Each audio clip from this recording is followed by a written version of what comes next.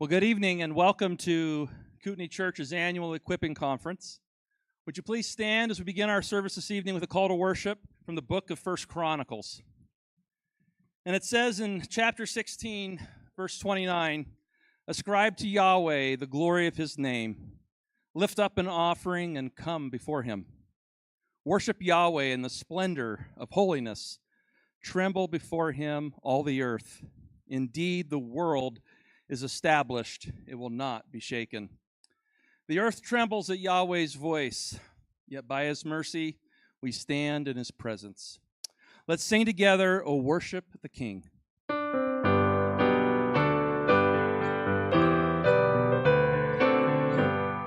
O worship the King, all glorious above, and gratefully sing his wonderful love. Our shield and defender, the Ancient of Days, pavilion in splendor and girded with praise.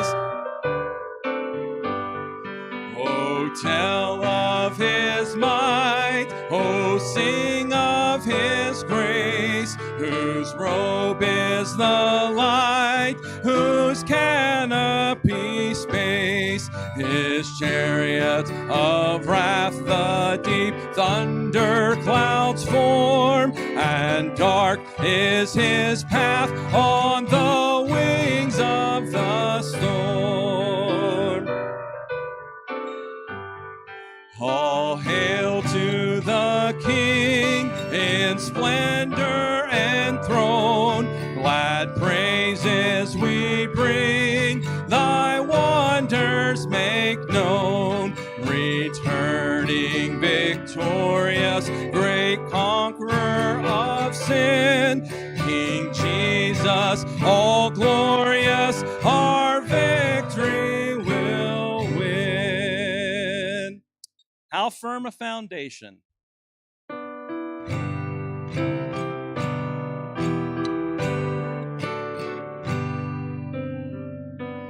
How firm a foundation, ye saints of the Lord, is laid for your faith in his excellent word. What more can he say than to you he hath said? To you who for refuge to Jesus have fled. Fear not, I am with thee, oh, be not dismayed, for I am thy God, and will still give thee aid. I'll strengthen thee, help thee, and cause thee to stand, upheld by my righteous omnipotent hand. When through fiery trials thy pathway shall lie, my grace all sufficient shall be thy supply. The flame shall not hurt thee, I only design thy dross to consume and thy gold to refine. The soul that on Jesus hath leaned for repose, I will not desert to his foes. That soul, though all hell should endeavor to shake, I'll never, no, never forsake. Amen. You may be remain standing, please.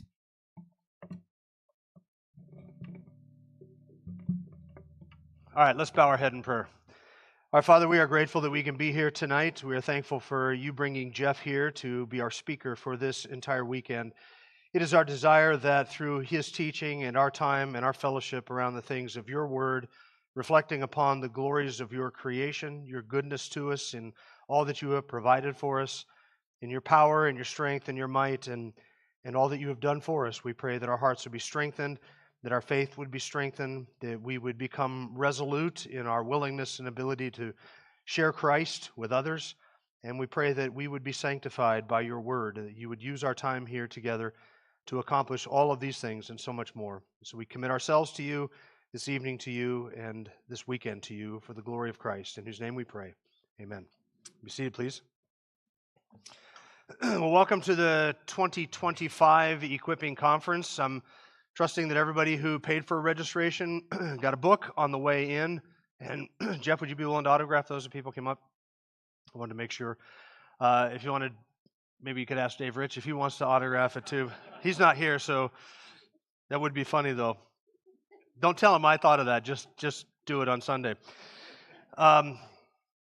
We are grateful. I'm grateful to have had the chance to get to know Jeff. I met him a couple years ago at a Shepherd's Conference, and then about a year ago at a Shepherd's Conference, or a little bit more, I contacted him and said, hey, would you be willing to come and do an equipping conference for us?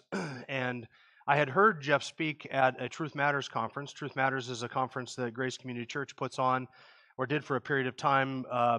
The Strange Fire Conference was one of the Truth Matter conferences, but a different title. And I heard Jeff do a presentation at a Truth Matters conference, and I thought that is just fantastic. I was so grateful for it. And of course, if he is tied in with Grace Community Church, then we know that there's a solid brother there. And I've been pleased to get to know him, of course, yesterday and over the last couple of years.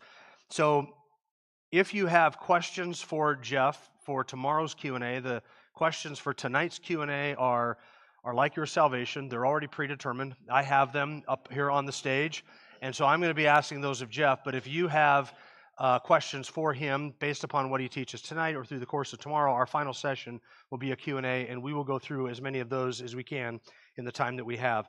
You'll see 3x5 index cards on your table, so write the questions there and just drop them off here on my table down front and center at any time today or tomorrow. Colonel Jeff Williams served more than 27 years in active duty in the U.S. Army and then in our nation's space program. He retired in 2024. He's been an astronaut since 1996 and logged a record-setting 534 days in space on 4 different flights, flying on the space shuttle and Russian spacecrafts as well. And you'll notice in his biography that he serves in a Russian-speaking church, and because he speaks Russian. So you're obviously a Russian plant, but we're glad to have you here. He is the author of The Work of His Hands, A View of God's Creation from Space, which you got, and I was impressed with how thick that was. I thought it was just going to be mostly pictures, but there's actually quite a lot of writing that went into that. So I'm encouraged and looking forward to diving into that. And then Jeff currently serves as an elder of the Word of Grace Bible Church, a Russian-speaking Slavic immigrant community in Battleground, Washington. He's on the board of directors for Grace to You and the Getty Music Foundation, as well as the Institute for Creation Research. So with that introduction, Jeff, would you please come and share with us here tonight? And I think they're going to need to adjust the lights a little bit for the slideshow that Jeff has. Welcome. Give him a round of applause.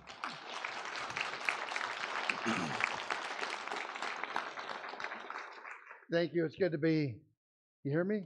Yep. Am I on? Okay.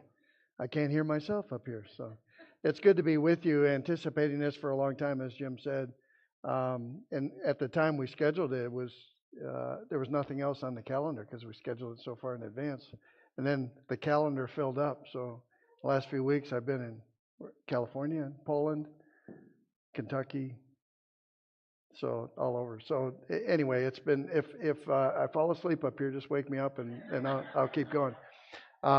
Anyway, it's great to be with you this weekend. What I'm going to try to do this weekend really was stimulated 30 years ago, 25 years ago, when you get the question of how can you work at NASA and be a believer, or how can you work in the field of science and be a believer? And it really forced me to address that question and to understand not only why the question comes up, but what's behind it historically, what's behind it theologically. So over the weekend, I'm going to try to address that core question. And my conclusion is going to be for you is all Christians are scientists. You are all scientists. And we're going to work through that and come to that conclusion. so you understand it. The theme verse that I will pull from and go to over the weekend comes from Psalm 111, verse 2. Great are the works of the Lord, studied by all who delight in them. And when I think about the works of the Lord, and as you think about them, you certainly include creation.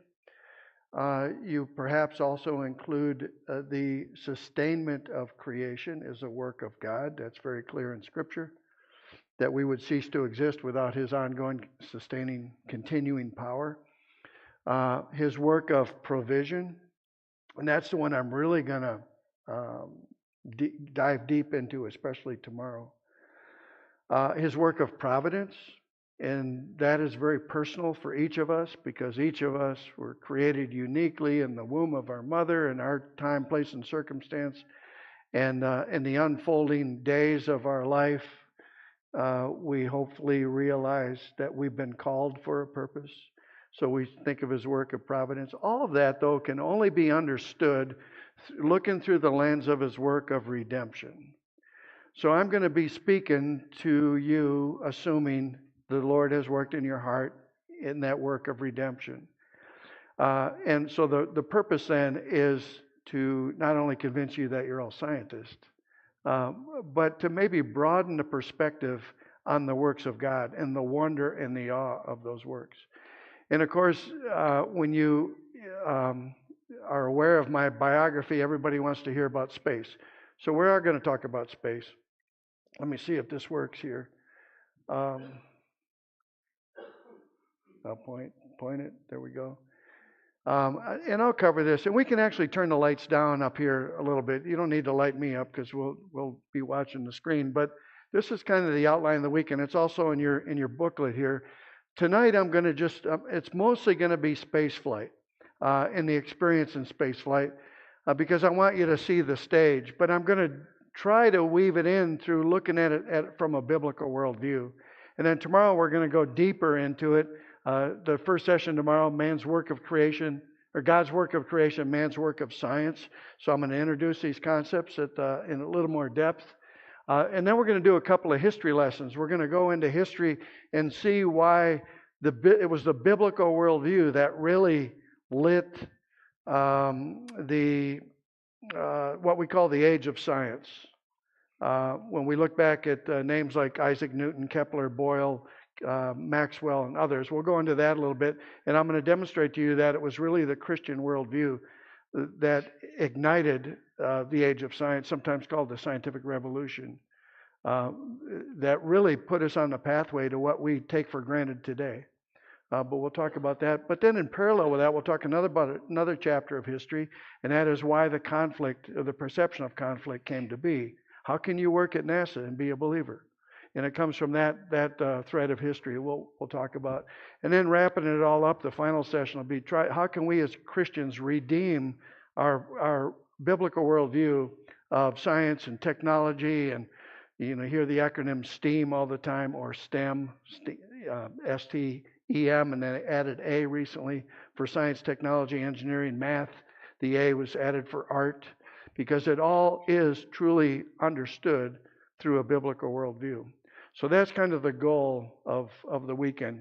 But tonight, I'm going to give you a little bit of perspective for spaceflight. Now, everybody, I've traveled a lot, speak to a lot of people. Everybody loves the idea of space. It just intrigues everybody, right? We're fascinated by it.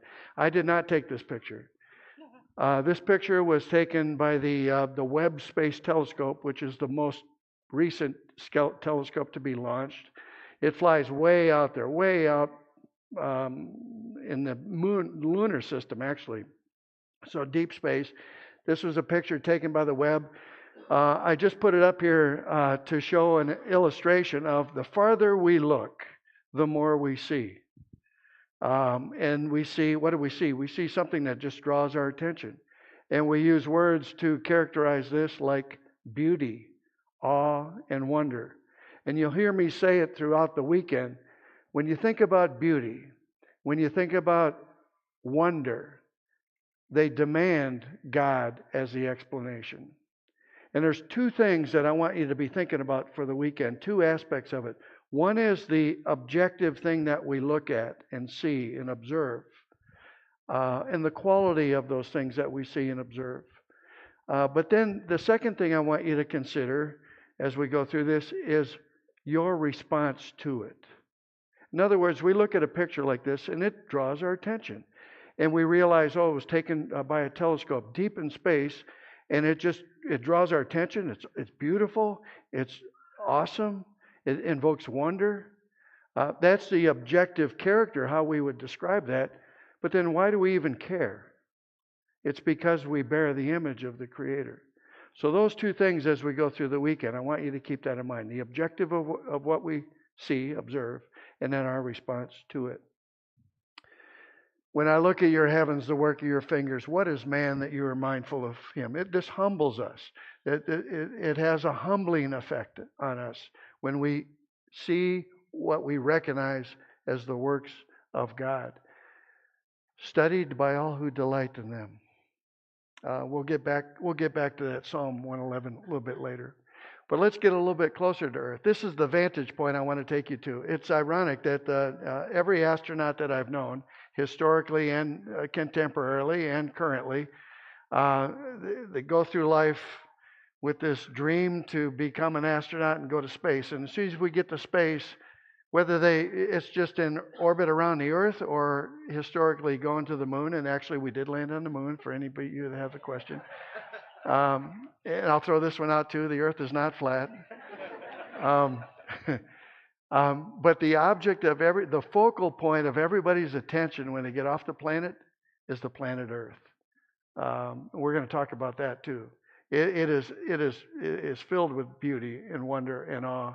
And it is our home and is designed for our habitation. And we know all that. We're going to look at that a little bit deeper. This is the vantage point I want to take you to. This is low Earth orbit. We're about 250 miles above the Earth, orbiting the Earth from the International Space Station. But I want to tell you the story and how we got to where we were able to do that, to get to this vantage point. We see sites like this, here's a moon set. And so just a beautiful shot there. The sun is behind us, illuminating the moon, but you can see we're looking over the dark side of over the horizon of the Earth. You can see the shadow of the cloud there, just to give you a little perspective. The Psalms speak to all of this. The Psalms actually are full of science. And you're familiar with the Psalm. He made the moon to mark the seasons. We're going to talk tomorrow about measurement of time, right? And here's a very simple measurement of time. The moon gives us a cycle of about 30 days, right? Almost 30 days. It's a monthly cycle. It's marking the time, marks the seasons. Or a sunset. We'll look a little closer at this. You can see the atmosphere there. Here's the sun just disappearing over the horizon. The sun knows its time of setting very precisely, and we can predict it. No matter where we are. So there's an order to God's work that we observe. It's very obvious to us, but we take it for granted. We don't always think about it. Or this picture of the globe, again, invokes beauty. And just to orient you, on the bottom of the screen there is the island of Cuba. And off to the right of center are the Bahamas, the coral reefs. The turquoise blues of the islands around the Bahamas, and then the Florida Peninsula reaching down from the upper part of the globe there. He stretches out the north over the void and hangs the earth on nothing. From the oldest book in the Bible, Job chapter 26. And I can tell you, haven't orbited the earth 16 times a day times 534 days. You do the math. There are no strings attached.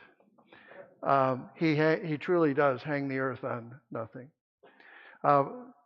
Let's come back to Earth, though, and I'll give you a little bit of a technical briefing on the history of the space station. This, of course, is the space shuttle. Anybody ever see the space shuttle launch when it was flying? Anybody in here? Okay, there's one hand there. I see. It was amazing, right? If you got the closest you could get to was 3 miles to watch a launch. So sound travels a mile every 5 seconds or so. So it would take 15 seconds for the sound to get to you after liftoff, after the solid rocket boosters lit off. When it lifted off the launch pad, it weighed about 4 million pounds. Most of that was fuel. It was producing at this point 7.5 million pounds of thrust. Very precisely designed, precisely made to carry about 40,000 pounds of payload and a crew of 7. That was the average mission. It was designed to put up a space station. And 7.5 million pounds at liftoff to get to orbit. And the trajectory of the rocket, when the rockets were firing, were less than 9 minutes. 8 minutes and 53 seconds to be exact, to get to orbit, to get to that velocity necessary to orbit the Earth and to stay in orbit and not re-enter the atmosphere. And that velocity is roughly 17,500 miles an hour. I'm throwing out some numbers here because I want you to see the precision in this, and we're going to get into this more tomorrow. There's an amazing order to God's work of creation, and that order itself is the central component of His provision for our good and His glory. That's why you're all going to turn into scientists, because you're going to appreciate the order that God did in His work of provision. So 7.5 million pounds of thrust, a little less than 9 minutes. This is what it looked like. And I don't know if you have audio or not. Maybe we didn't check this earlier. There we go.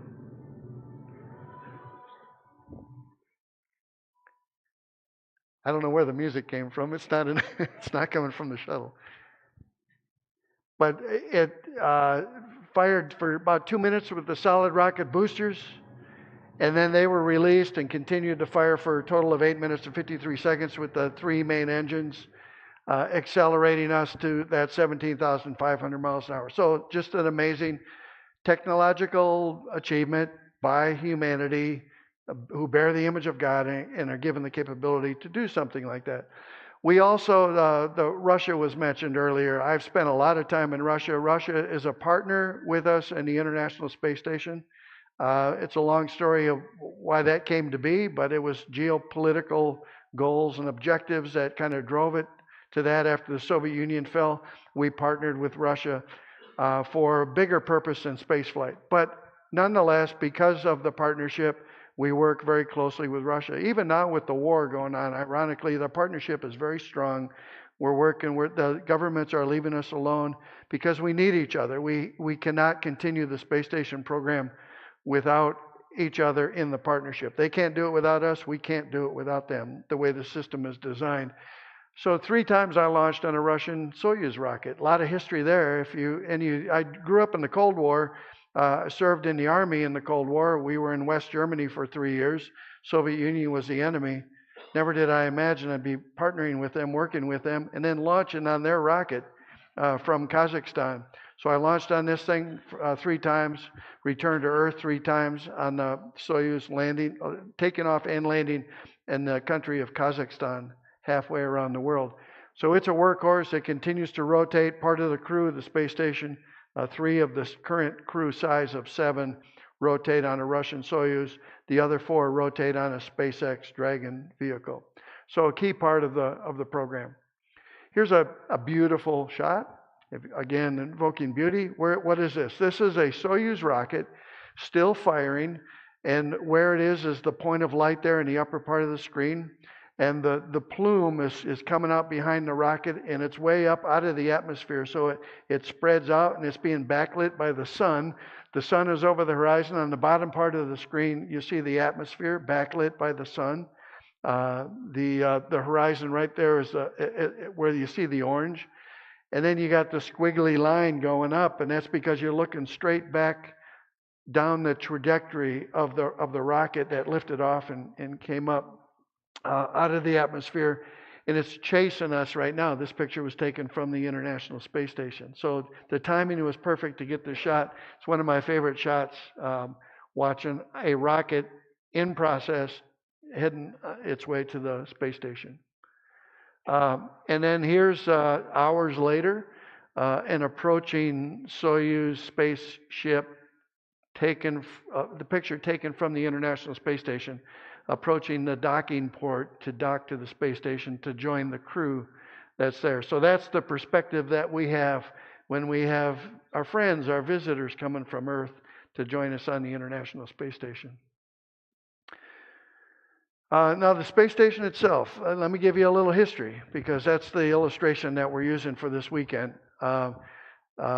We partnered with Russia in about 1992, 1993, and combined what we had been developing called Space Station Freedom with what they were developing that they were going to call it the Mir 2 space station.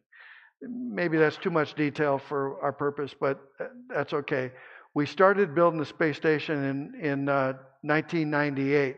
We launched the first 2 elements in 98.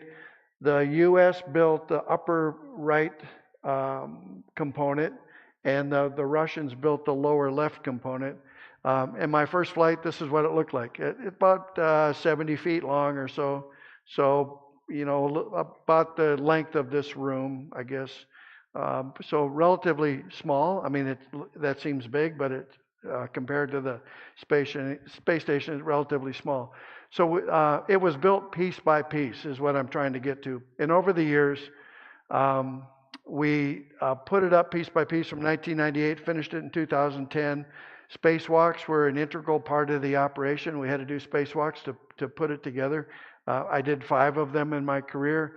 This was during my first spacewalk in 2000. And then we added modules to it. Here's another Russian module got added that put life support up there. We added solar arrays to bring us power. And we got to this point, and then we were able to launch the first, what we call the expeditionary crew, establishing permanent presence on the space station. And that occurred in the fall of 2000. And a lot of people don't realize we've had continuous human presence in space since the fall of 2000. So 24 and a half years, continuous human presence in space on the International Space Station, starting about this configuration. So less than halfway through, Space Shuttle flew there 37 times to build it. From 98 until 2011 was the last Space Shuttle flight. And there you see the shuttle approaching the space station. Continue to add truss segments and modules and solar arrays. It looked pretty ugly at this point because we had to move some solar arrays out to the other end, which we did. Look at the background, by the way. I don't think those are the Cascades, although they might be, because the Cascades look like that. And people ask, how did you take this picture? Well, this picture was taken from the space shuttle. We got pictures of the space station with every space shuttle flight. After undocking, the shuttle would back away, fly around the station one time, take a bunch of photography, and so that's how we got pictures like this from the space shuttle. Another spacewalk. We'll talk more about that later. Here's the space station in its final configuration. It's bigger than a football field. Inside the pressurized modules that were connected together with hatches open, it's the volume of a 5,000 square foot house. And as I mentioned, now we have a crew of 7 on board. So it's huge. It weighs about 1 million pounds if you could weigh it.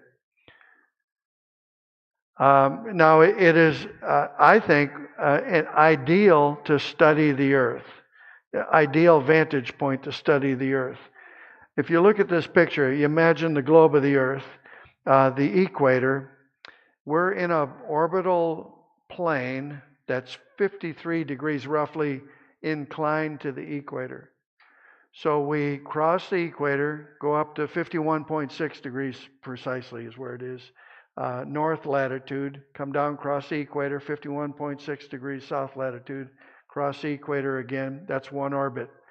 When we come around after an orbit, we cross the equator about 1,500 miles to the west of the previous crossing. We orbit the Earth every 90 minutes. The Earth, of course, is rotating once every 24 hours under us.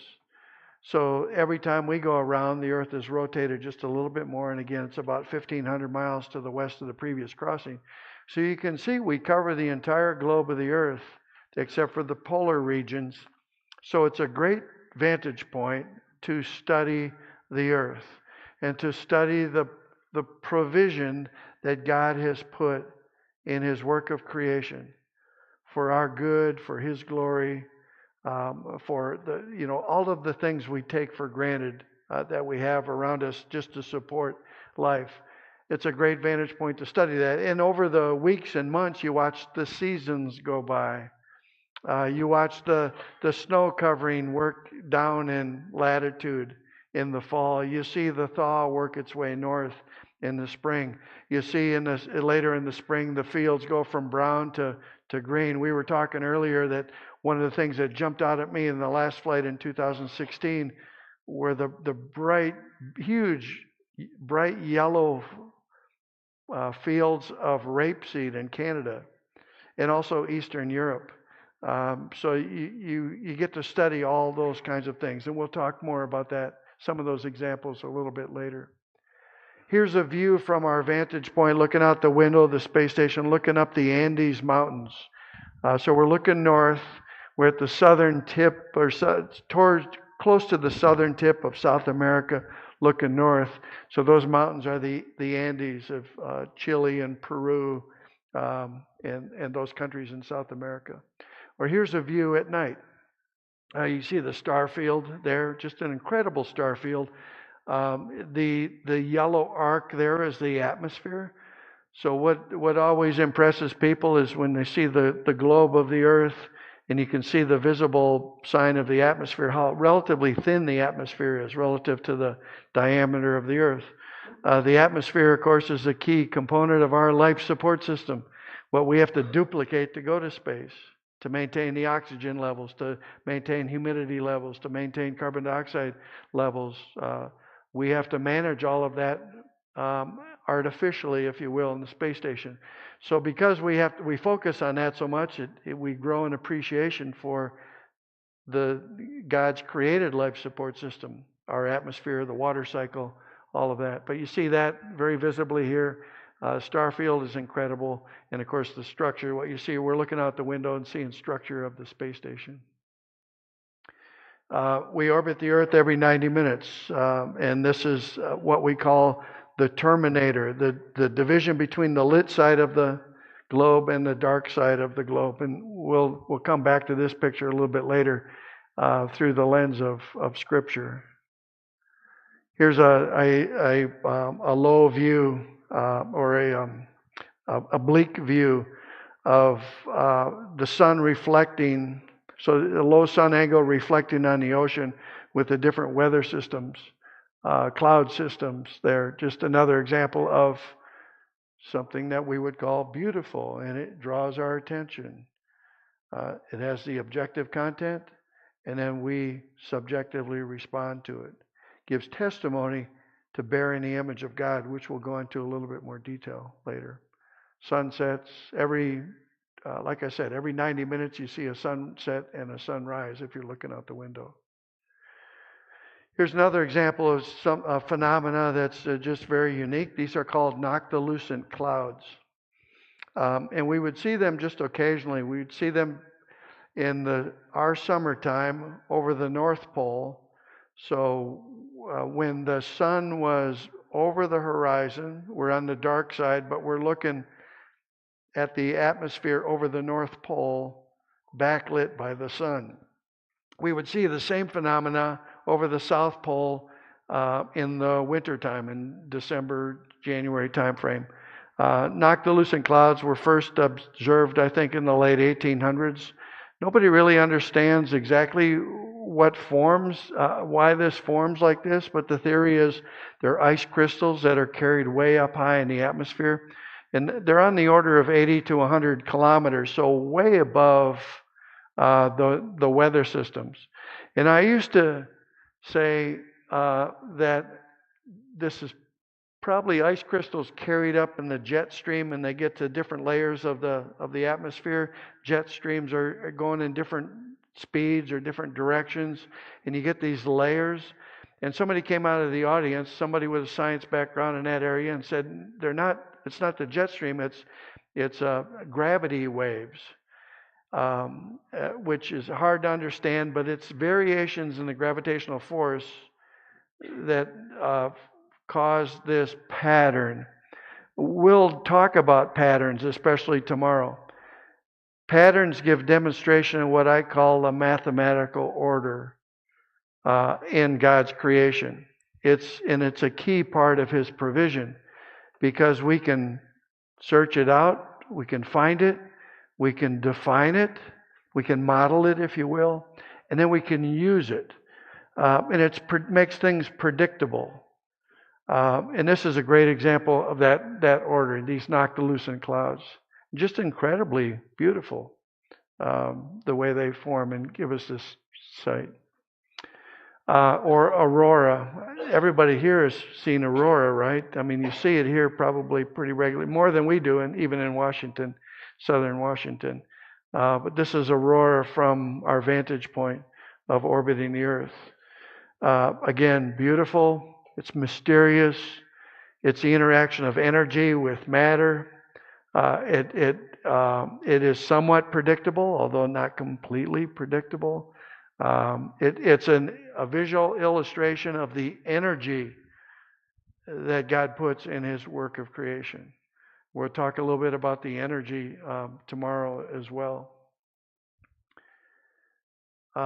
Here's a great shot. One of my favorite shots. This is really hard to get, but these are the Himalaya mountains, where you can see right on the horizon. So we're far away from them, looking horizontally almost, to the horizon of the Earth. But just incredibly beautiful from our vantage point and a unique shot. And I think that right in the center, not off to the right, but I think right in the center is the Mount Everest. And we're looking south there. Another shot of the globe. This is right in the lower right corner is the Florida Peninsula again, but this time we're looking south. So you got the Bahamas there right in the center of the screen. Another example of the globe. Here's a closer view of the Bahama reef structure. The most beautiful reefs in the world are in the Bahamas, in my opinion. And I studied them all as we went around. There's some other beautiful ones off the eastern side of Africa, but nothing like the Bahamas. And then I think I have a close-up of that large one in the middle. You look at this and you think it doesn't look real. It looks like a piece of art that might be hanging in a museum someplace, a watercolor painting. But this is what it looks like with a big zoom lens zooming in. We see a pattern. We see a symmetry to it. There's a beauty to it. It's a piece of artwork. Again, objective description of what we see, and our response to it is very telling. Now, I talked about already introduced the concepts we're going to talk about in more detail tomorrow, but God's work of creation, God's work of provisioning His creation, God's work of sustaining His creation, all understood through His work of redemption, but then His work of providence. And I got to tell this story because if I don't, I'll hear about it later. My wife Anna Marie's here too, by the way. This is a wonderful example of God's work of providential carrying. It's the provision that comes in the little things of day to day, if we look for them. One of my favorite books was by John Flavel. Anybody know that name? Yeah, he was a Puritan. He wrote a book in the late 1600s called The Mystery of Providence. And in that book, he goes through all examples of the simple things in life, where you were born, the circumstances you grew up in, the meeting of your spouse, the marriage, the family, your work in life, all of the details. What he's trying to do is he's saying, this is all the outworking of the providence of God, and it's personal for you. And as Christians, as believers, we have a duty to look for God's providence in our life and to acknowledge it and to give thanks for it and to grow from it and let that motivate us in our faith. That was Flavel's book. I read that first in the mid-90s, I think, and I think I've read it 6 or 8 times since then. Very powerful book. So this picture reminds me of God's work of providence. This was May of 2006. I've been to space 4 times. The first one in 2000 was 10 days long. 2006, I had my first of 3 6-month flights on the space station, expedition flights to the space station. So this was the first one, 2006, in May. We're about 6 weeks into our stay. We're only a crew of 2. My Russian crewmate, Pavel Vinogradov, and me were alone. It was after the Columbia Space Shuttle accident, the loss of that crew. The shuttle was grounded. We were just keeping the station alive for about 2.5 years until we got the shuttle flying again and resumed assembly. So we went down to a crew of 2 because we lost our ability to supply the station as efficient with the shuttle grounded. So to reduce the food and clothing and everything else, we went down to a crew of 2, 1 American and 1 Russian. So Pavel and I had been on board for 6 weeks into a 6-month stay. So the end was far off. 6 weeks was, I mean, it's not boring up there, but no matter what you're doing, where you are, sometimes you get into a little down day, right? It's okay, I've been here 6 weeks. There's no end in sight. We're very busy. In a sense, it's a little bit of a grind going on, but we all have those down days. So I was having kind of a down day. And Anna Marie and I had talked that morning. We talked every day. I could call home, and we talked at least twice every day. So that was good. Our connectivity was good. But it was about 10 or 10:30 in the morning, and I went back to where Pavel was working. We would get together typically almost every day and have a little break time and have a bag of tea. You don't have a cup of tea, you have a bag of tea. You drink it through a straw. And we spent, 15 minutes just chit-chatting or whatnot. And I was about to head back to the other end of the space station, get back to the task I had been assigned to. And I floated over one of the windows, and I looked out the window, and I saw we were passing over the Aleutian Islands of Alaska. So it had become my motivation and my habit to take as many photography pictures, opportunity that I could get up there. I knew that it was a unique experience, unique opportunity to take some unique photography. So I was highly motivated to do that. So I grabbed the camera, had a big lens, 400 millimeter or 800 millimeter lens, and started taking pictures, first of one island, then the next island, then the next island. Something in the back of my head said, hey, that last one didn't look right. I went back and reframed it, and it was this Cleveland volcano is the name of it, I learned later, erupting. And you can see the entire plume is in the picture. So the eruption had just started. So I got all excited. I snapped off 3 or 4 pictures before it went out of view, and then raced to the other end of the space station, got on the radio, called Houston, and said, hey, we just flew over the Aleutian Islands. I discovered this volcano erupting. I got some pictures. I put them in the downlink. Come and downlink those pictures. Take a look at them. And I was all excited and got Mission Control in Houston all excited. We finished that call. I went back to work, but I set the alarm on my watch to be back in the window to take more pictures of that volcano 90 minutes later, because we were going to pass over it again, the next orbit. I went about my work. In the meantime, there's another astronaut, Steve Bowen is his name. He was the Capcom in Mission Control, the guy I had been talking to. He got on the internet, discovered the Alaskan Volcano Observatory, called them up. Said, hey, this is Steve Bowen calling from Mission Control down in Houston. We just got a report from the International Space Station that one of your volcanoes is erupting. Thought you'd like to know. And he, I'm paraphrasing, of course, but he could tell on the other end of the line, the lady he was talking to was one of the scientists there, wasn't quite going to buy into this. Certainly this is somebody playing a prank on her. But she was very gracious, very cordial. He tried to convince her that no, I really am down in Mission Control. We really did get a call. They weren't aware of it because it turned out, we learned later, they have got sensors out there in those remote islands, but they don't have real-time transmission of the data coming back. They get the data, as I recall, maybe twice a day or something. So they weren't aware of anything. Anyway, he got her name and phone number up to me, and I called her up and said, this is Jeff Williams on the space station. I heard you got the report of your volcano. Did you get my pictures yet? And there's a hesitation on the other end, and it sounded different in those days, especially. There was a delay in the transmission if you got a call from the space station. I could tell she was really uncertain, unsure, certainly this is a prank. Am I going to buy into it? But she was, again, very cordial. I said, well, you didn't get my pictures yet? Okay, I'll email them to you, which I did.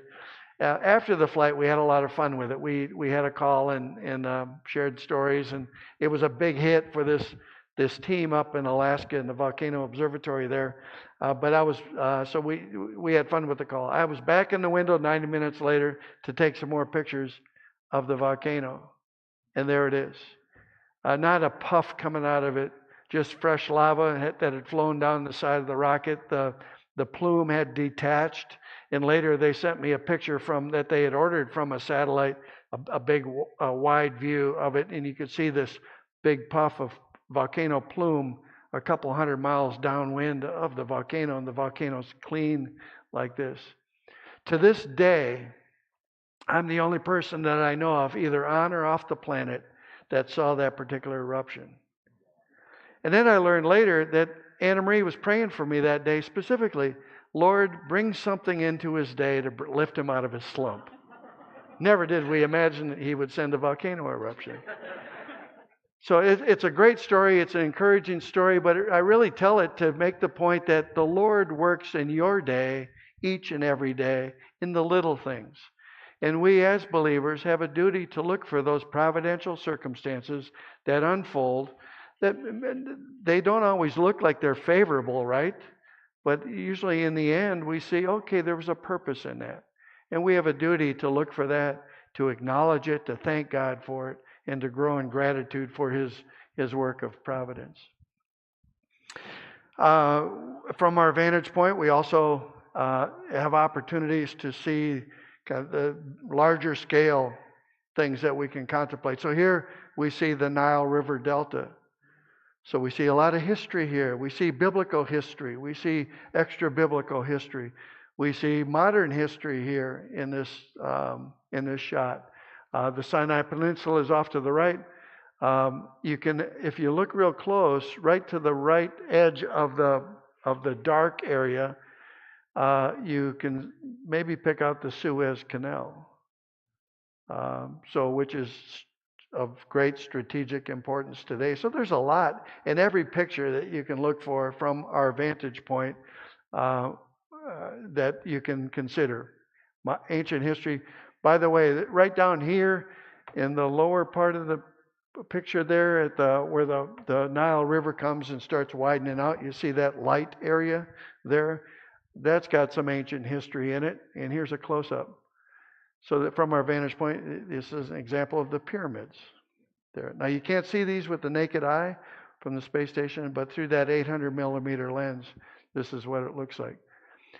So it's a great vantage point to contemplate what's currently going on, but also to get another perspective of history. And I'm a study of history. I love history. So it was very encouraging for me to be up there and to contemplate history from that vantage point.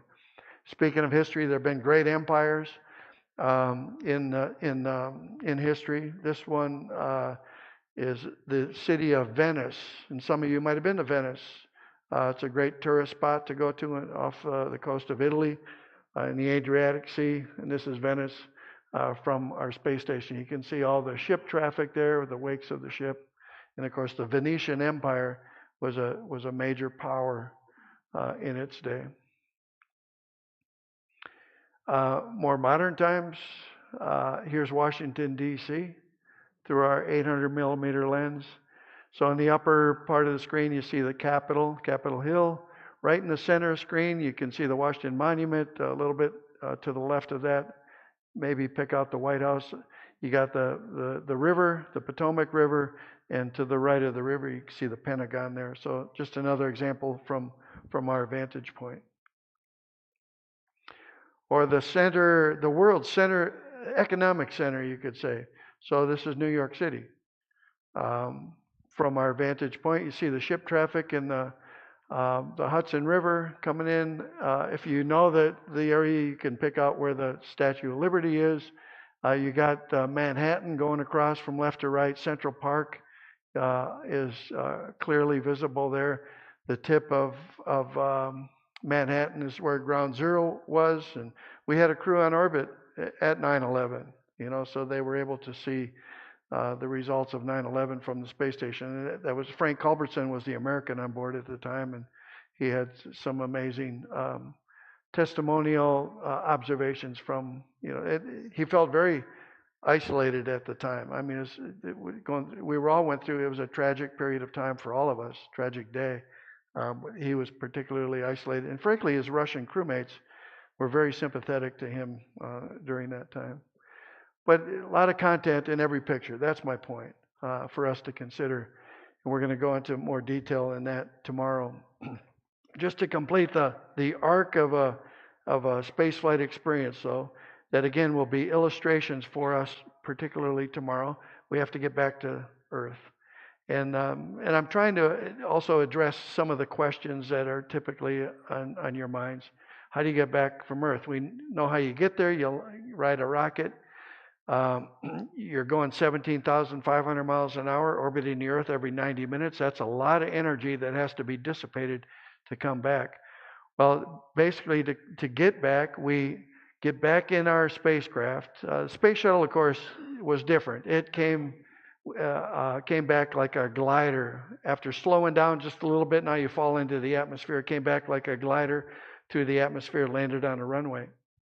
A space capsule, though, like a Russian Soyuz or also the SpaceX Dragon, does it differently.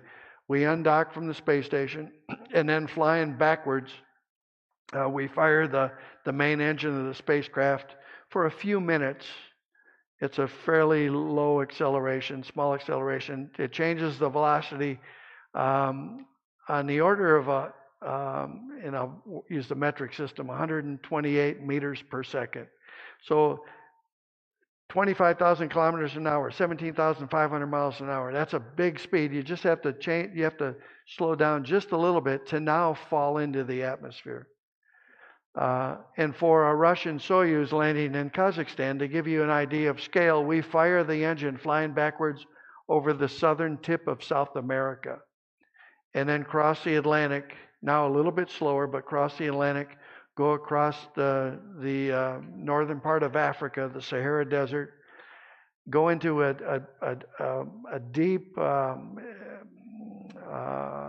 high G, high temperature entry into the atmosphere over the eastern end of the Mediterranean Sea, where you're in a fireball, literally, and you're feeling 4 Gs. So if I weigh 200 pounds, it feels like 800 pounds coming through the atmosphere. And that lasts about 10 minutes or so, and then you slow down enough where the fireball starts diminishing, the G loading starts diminishing, and then suddenly you go subsonic. And what struck me when you went subsonic is now you could hear the wind, the gushing wind outside the spacecraft. Prior to that, you couldn't hear any wind because you were supersonic. And shortly after that, there'd be a big explosion, and the drogue chute came out, and it was tied off center of the spacecraft. And at that time, the spacecraft is by design rotating, so you're getting thrown back and forth in the seat, in the straps, for about 20 seconds or so. Then there's another explosion where the drogue chute is released. Immediately, a third explosion, the main chute comes out, and you get this big opening shock and this big jolt, and then you settle down underneath the parachute. And you drift down under the parachute for about 10 minutes or so. And by the way, that 25 seconds for the parachute opening sequence that I described is the longest 25 seconds in your life. Because you want to get to this point here. And by the way, I didn't talk about this. I'm not flying anymore, so I can talk about it now. That 6 months on orbit, where you're just working very aggressively, lots of stuff going on in the space station. So you're working day by day, and way off in the future, I got to come home. I'm going to go home. I'm going to join the family. But the parachute has to work in the end. So that's always kind of in the back of your mind. But it has worked every time so far to the date of the program. So we drift down for about 10 minutes or so. And this was a picture taken from a search and rescue airplane the Russians launch forces by design for our entry and landing. They got an airplane out there, and then they got a bunch of helicopters.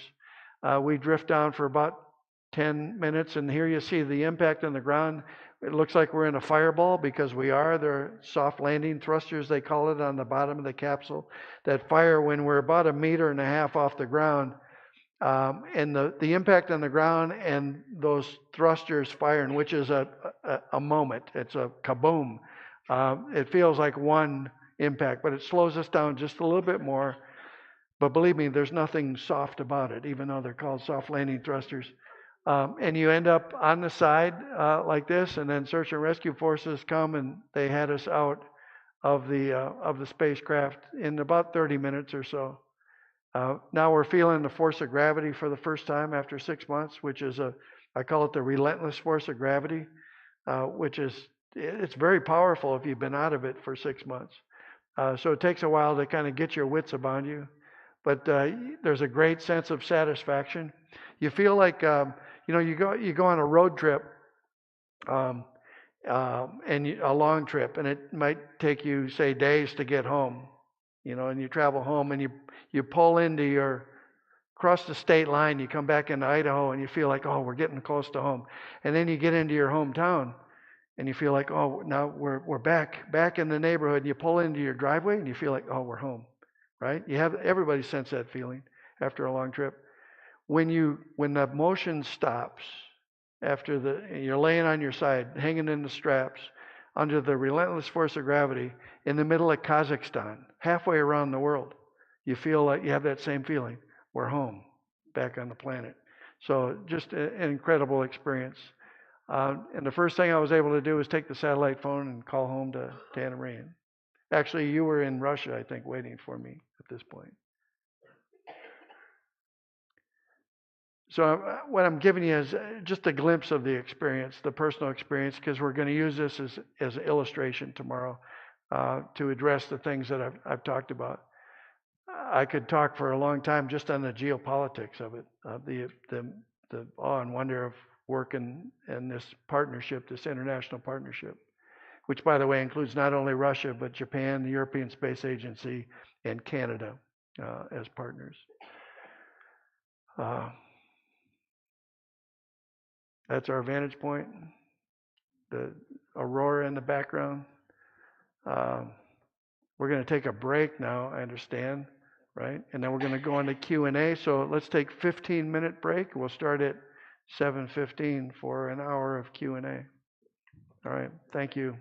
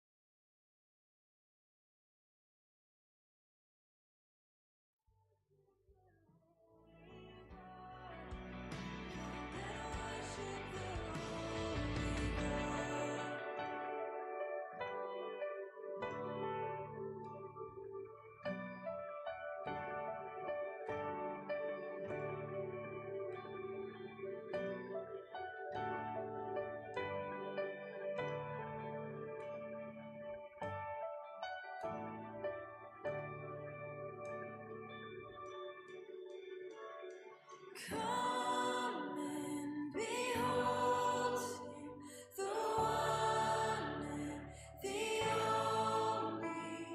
Cry out, sing holy, forever holy God. Come and worship the holy God.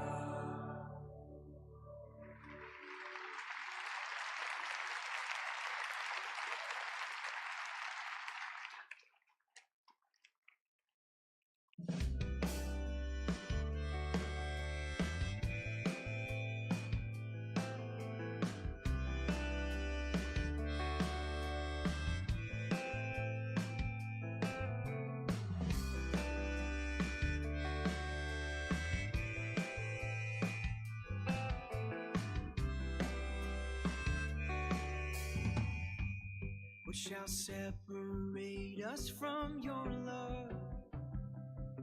Can years of sorrow break eternal bonds?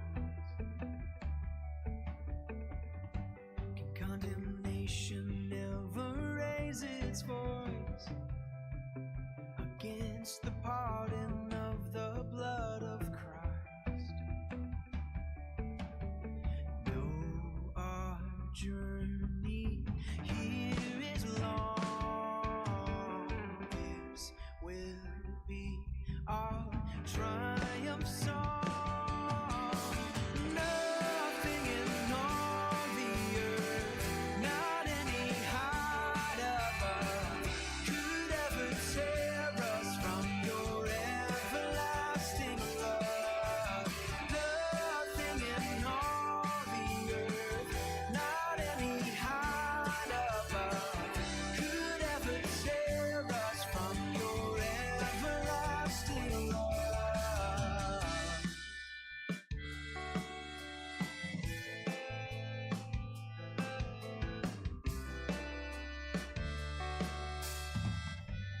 What shall separate us from your love? For now the sting of death is overcome, and all the powers of this world must fall before your feet, because you rule them all. Oh, our journey here is long. This shall be our triumph song. Nothing in all the earth, not any height above, could ever tear us from your everlasting love. Nothing in all the earth, not any height above, could ever tear us from your everlasting love.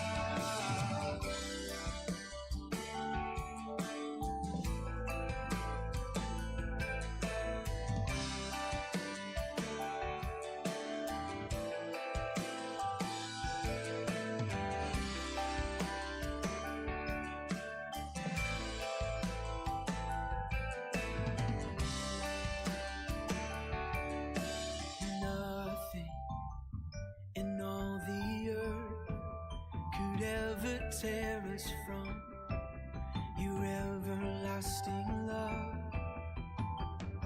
Yeah, nothing in all the earth could ever tear us from your everlasting love. Oh, nothing in all the earth, not any height above, could ever tear us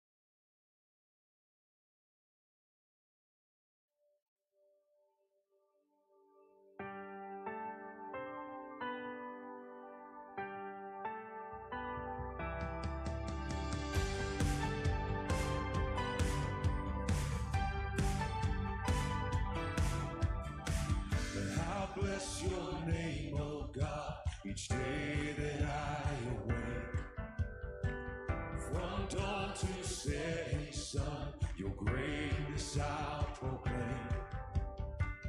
Your glory far exceeds all human thought. So with each breath I'll bless your name, oh God.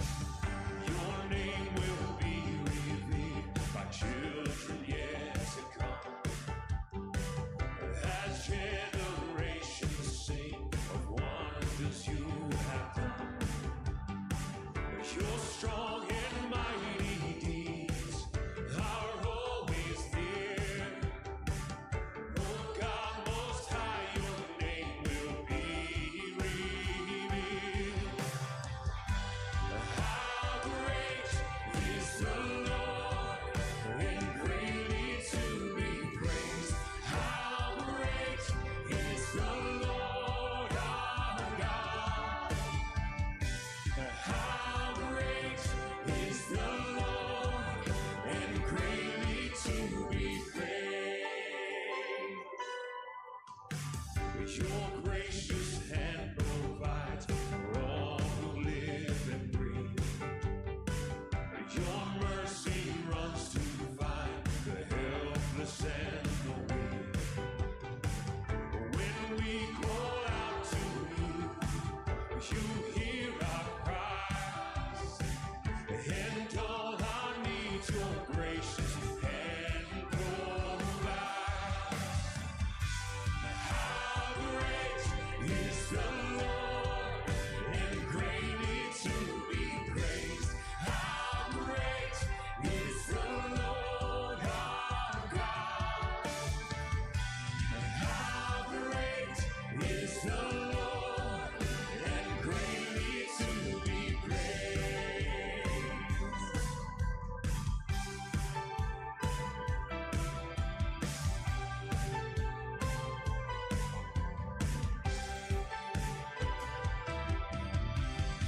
Forever without end, creation will rejoice. When works of wicked men you finally destroy, your power will proclaim until Christ descends, and you will reign forever without end.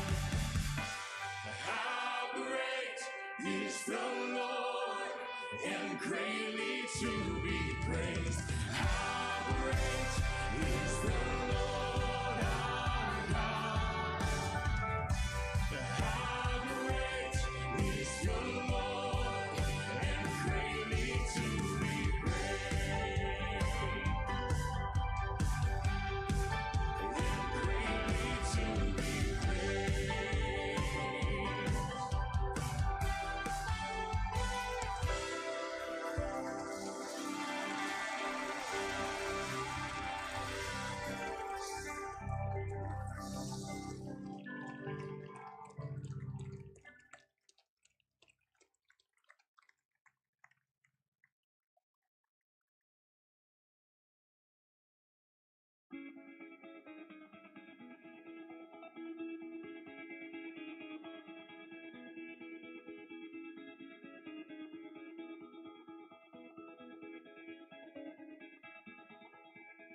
A mighty fortress is our God, a shield that never fails. Amid the flood of mortal ills, His power will prevail.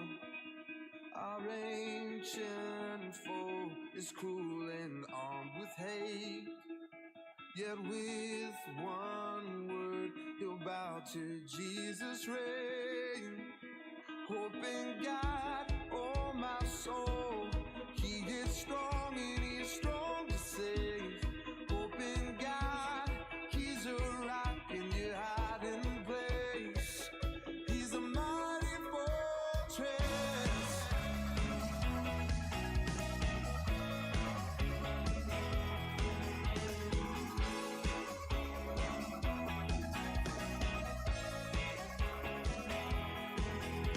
We dare not trust in our own hands or all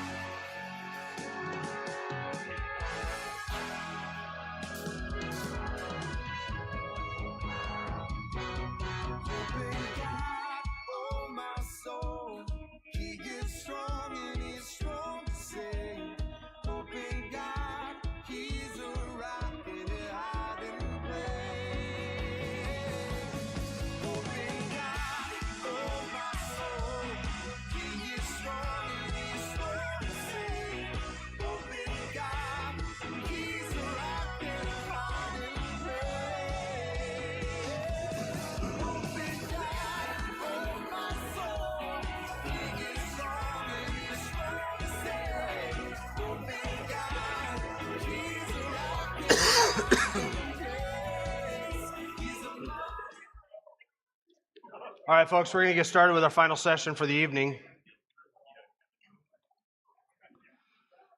All right, this question and answer is usually a little bit more designed to get to know the speaker on a personal level. I have a few of those kind of questions, but also I have a whole bunch of questions about space issues that I don't think that he's going to cover for the rest of the weekend, and he kind of touched on some of them that I want to get a bit more detail on tonight.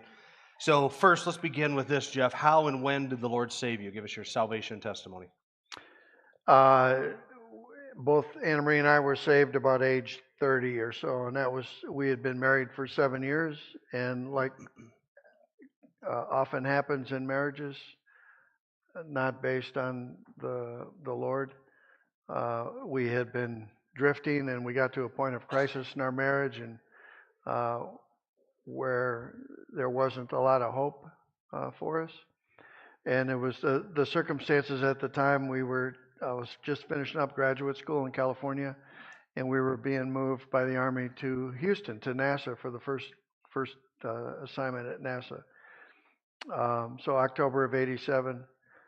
And although objectively I thought, okay, Anna Marie doesn't even have reason to go with me to Houston, I at the back of my mind I thought, okay, this is bad enough where she might not move there. She might go back to New York with her parents.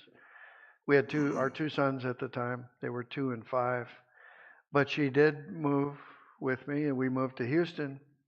But what made the circumstances even more challenging was we had gone down for a house hunting trip. We closed on the house in Houston, and I moved the family in, got the household goods there, moved them in, settled in. And then I immediately went to Alabama, 650 miles away, on an Army assignment for refresher flight training for a 5-month course. So we were not only had circumstances of crisis, really, but we were geographically separated. So we would talk every evening on the phone. This was in '87, so before cell phones and whatnot. So we were locked in landline and schedules. So we would talk every evening, but the phone calls were just hopeless and miserable. Until one evening, she sounded different, and circumstances hadn't changed. But I said, "You sound different. What's going on?" She said, "I've become born again." I learned later that she had reached out to a church who sent a couple of ladies to minister to her. The counseling pastor had sent a team of ladies, and they witnessed to her, I think, a couple times. And then also in God's providence, He had put believers next door to us in this new house and across the street, and they were an encouragement to her. And she just one evening, the Lord saved her. She came to faith. You were by yourself at the time.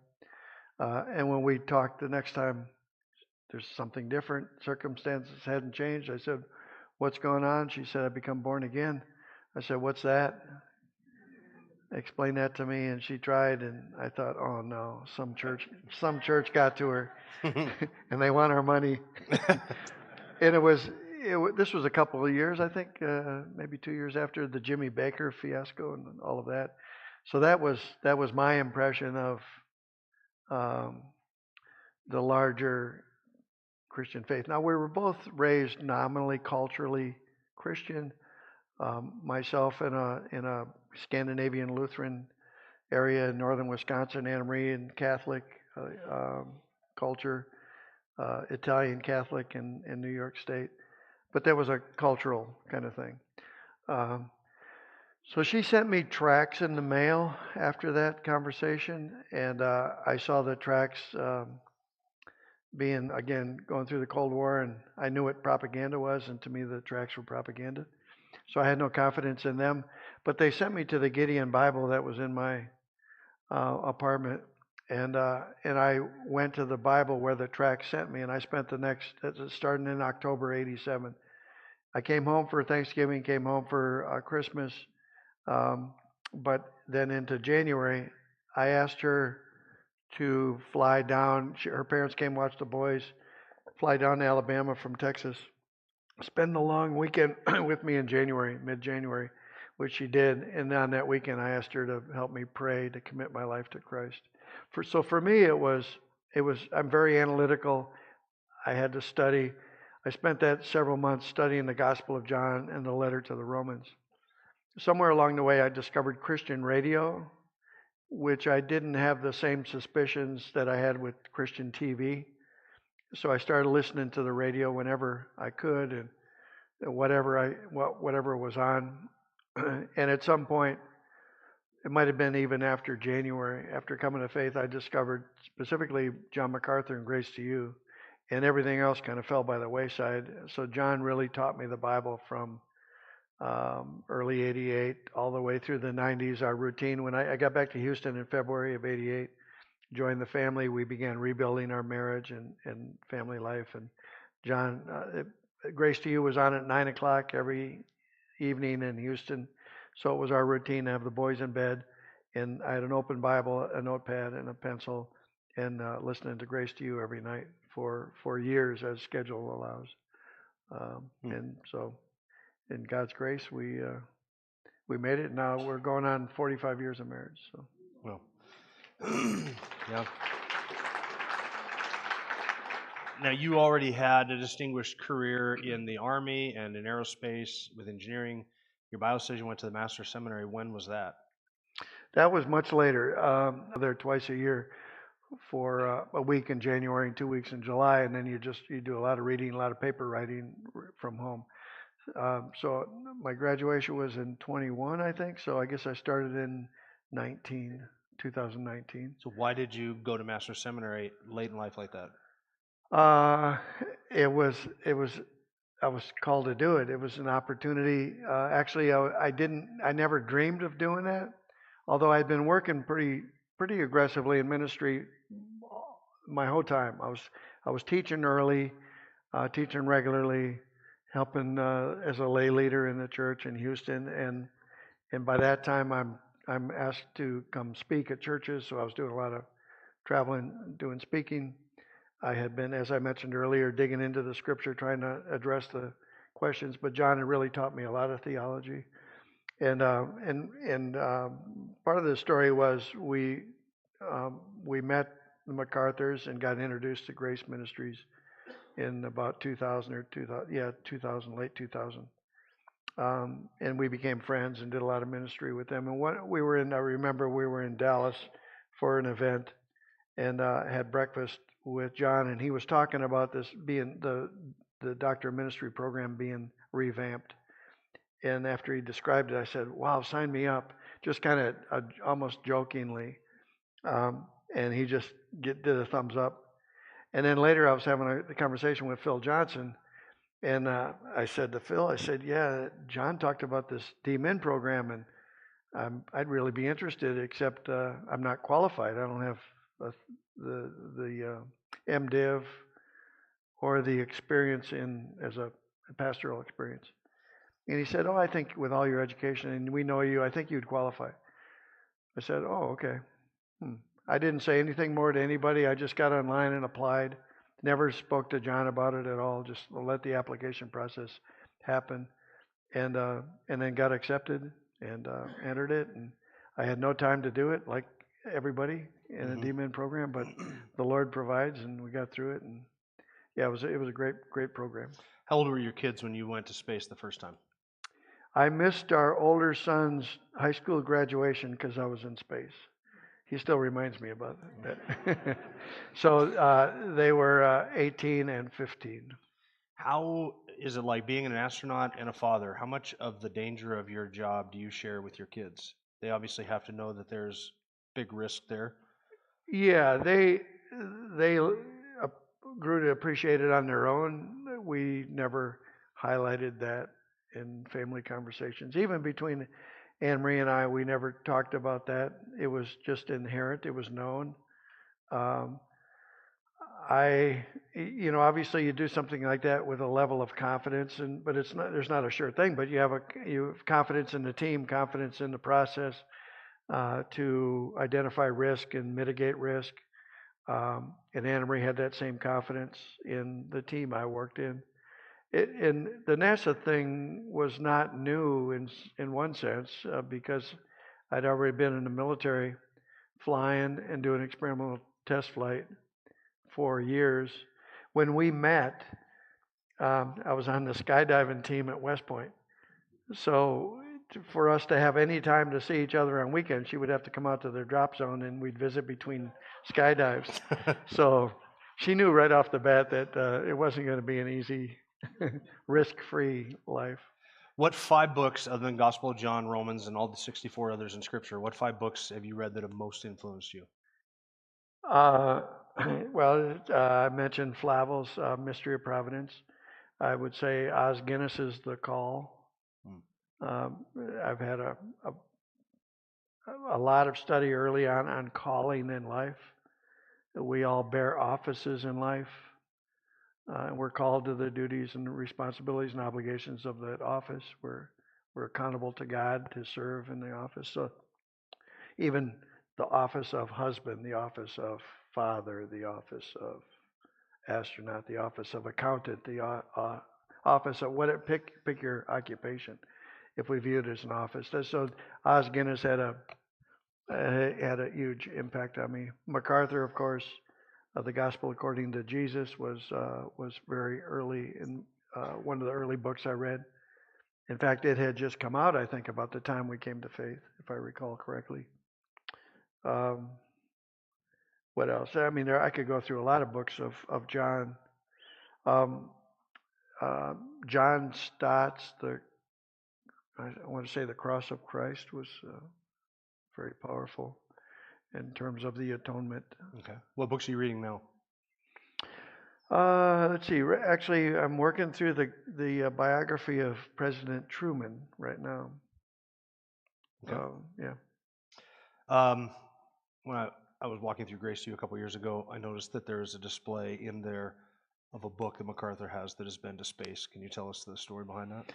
Oh well, yeah. As a gift to John, in my last flight, 2016, I worked with Jay Flowers actually, and got the final commentary was the commentary on Mark that was published, and so Jay sent me the commentary, a hard cover of it, and I took all the pages out because you're limited by the mass that you can launch into orbit, but so I just the cover itself, and I took that along with some other personal items to orbit, and then took pictures of it floating around in the window with the Earth in the background, and came back and actually sent it out there to Jay in advance, and then he had it framed along with the photography and some other things, a certificate, and we presented it to John in the Shepherd's Conference, I think, in 2017. All right.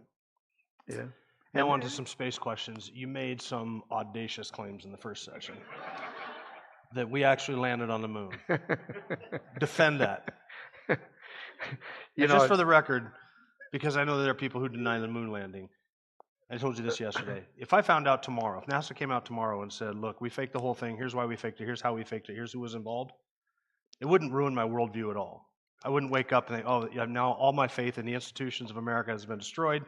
It would just be another day that ends in Y, where I wake up assuming the government's lying to me, and when they tell me the truth, I'm surprised by that. So it wouldn't shock me at all if we found out tomorrow that it was faked. But don't worry, you won't even go through the non-shock.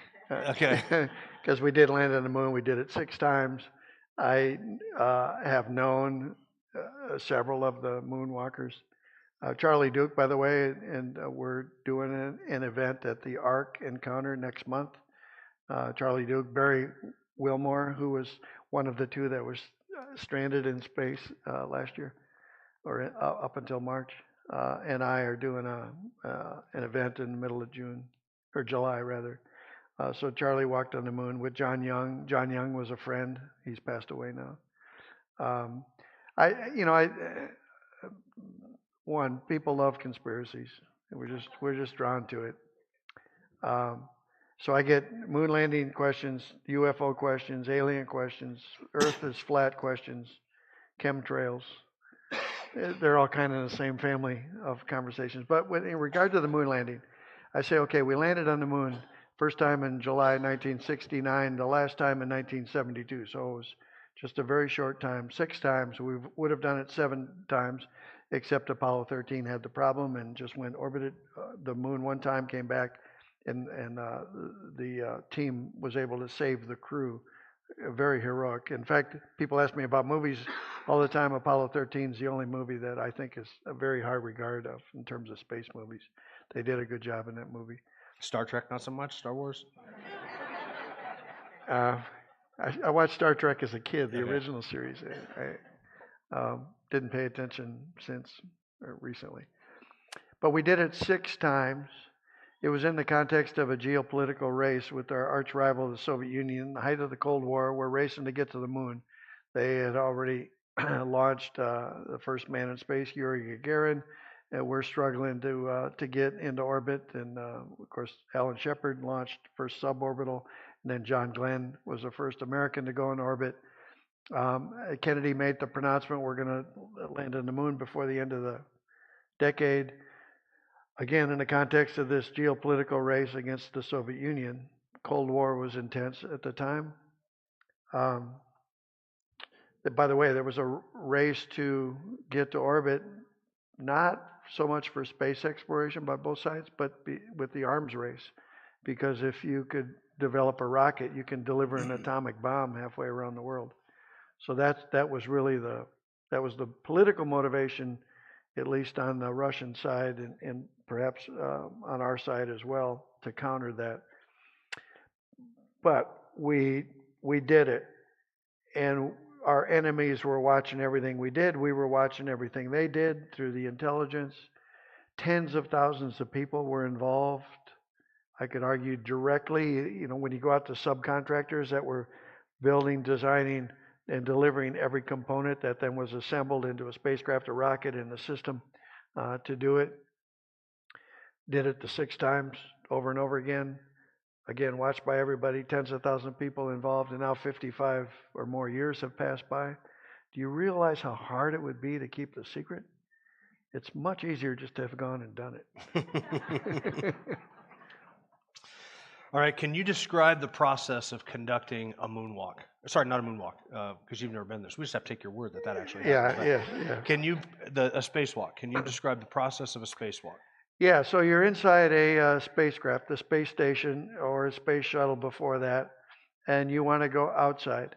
Inside, you're in an atmosphere, basically one atmosphere, so 14.7 psi, just like we're here right now, mix of oxygen and hydrogen. But you're going to go outside. It's a vacuum outside, no air. So when you get into a spacesuit, it's going to be under pressure. The spacesuit is going to be under pressure because you need the oxygen to breathe. You need some kind of atmosphere. But you want to have the minimum pressure of the spacesuit as possible. 14.7 is a really stiff spacesuit. If I can get it down to say 4.3 pounds per square inch, it's much easier, much more pliable, but it's still a lot of work to work in the spacesuit. So we do that by going to 100% oxygen and get down to that lower pressure. That's the way the suit is designed. So, we're breathing nitrogen right now, and we have nitrogen in our bloodstream, dissolved in our bloodstream. And for the same reasons that scuba divers can only stay down for length of time they have to come up, or you would get the bends because the nitrogen in your blood would come out of solution, become bubbles, and you can suffer some bad things. Bad things will happen. The same thing is true up there. We're inside the space station. We're breathing nitrogen along with the oxygen. We want to go down to a lower pressure, 100% oxygen. So we get into the suit, put it together, and it's got a lower torso. Think a pair of pants, and it connects to the upper torso, which is around your chest. You kind of climb into it, poke your head through the top, put a helmet on. You connect the lower to the upper torso. Then you put on gloves. Now you're enclosed inside the suit. We'll purge it with 100% oxygen to kind of wash out the nitrogen that's still inside the suit for a period of time. So you're just blowing oxygen out into the atmosphere of the room in the space station. And then you seal it all up. Now you're at 100% oxygen, but you're still at that higher pressure. You what we call pre-breathe to wash out the nitrogen out of our blood. And that can take on the order of a couple hours. I forget the exact time because you're still busy. You're preparing tools and whatnot, but you go through that time frame. Yeah, get the tools configured. They're mounted, fixed to the front of the suit. You're working. There's two of you in parallel getting ready. When you get all that done, you're mounted to the wall, and your crewmates take you off the wall, and you're floating. And I know it's hard to visualize or to imagine floating, but you're floating. The suit itself weighs about 300 pounds. You're another 200 pounds, so you're big mass. So you're moving around slow, but fingertip control. And then you come off the mounting on the wall, and they put a backpack on you that is an emergency propulsion system that we would use if we ever separated when we're outside from the space station, became untethered. It's a one-shot deal, kind of to be able to propel you back to the structure of the space station. We never want to use it, but it's a backup system. So now you're all configured. You're floating around inside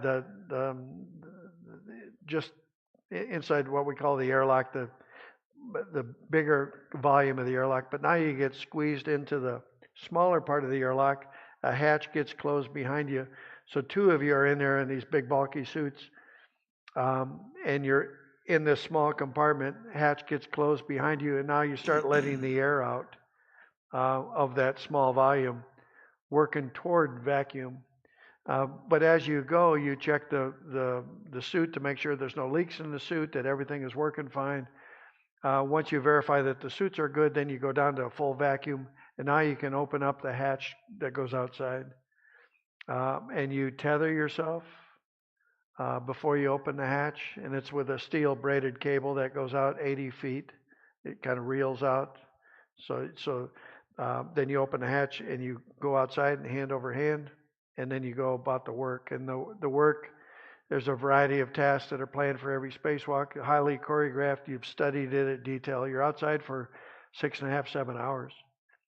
So it's 6.5 hours of just one task after another. Go to this place, remove this thing, replace it with this. Go to this next location. Maybe you're carrying a big 1,500 pound blivet, whatever it is, replacement battery or whatever it is for that day, and you're putting it in place. So it's if you're watching a spacewalk, and some of you may have, it's like watching grass grow in one sense, because everything happens really slow and everything is hard, and it's hard to see what's going on, what's happening. But that's just the environment you're working in. It takes about 6 hours to get ready to go out the door in that process to get ready, and then you're outside for 6.5, 7 hours. So it's a long day. Oh, The hardest thing we do mentally and physically, but the most rewarding thing too, because now you're outside, hanging on the outside of this orbiting space station, which is bigger than a football field, and going around the Earth every 90 minutes, and you're outside for then several orbits. Yeah. Incredible. Day, night. You have helmet lights on to be able to illuminate. It's an incredible experience. Is there a technology that you used on your mission that you wish we had here on Earth, that if it were available to the general public would make our lives better?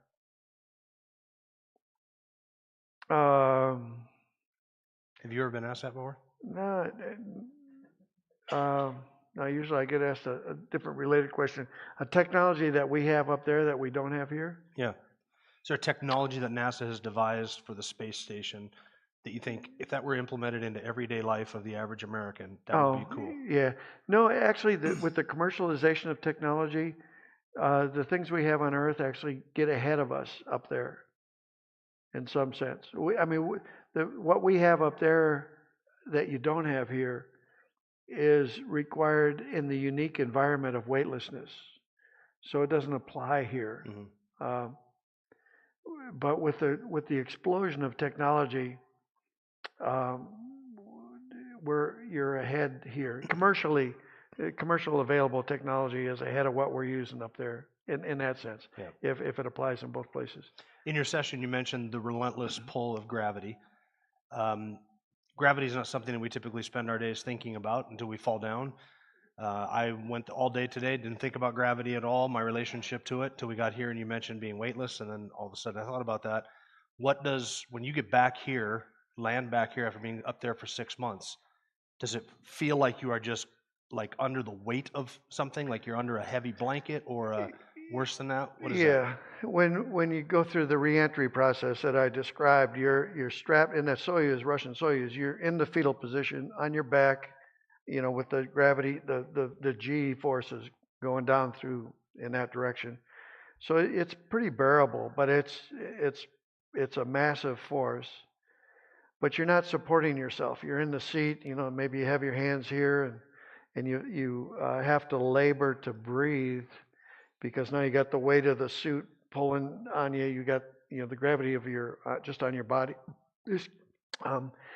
So you labor a little bit more, but you don't really appreciate it until one, you crash land, roll around, end up on the side, maybe hanging on the seat, and then you try to pick up an arm, and it's like something's holding your arm down.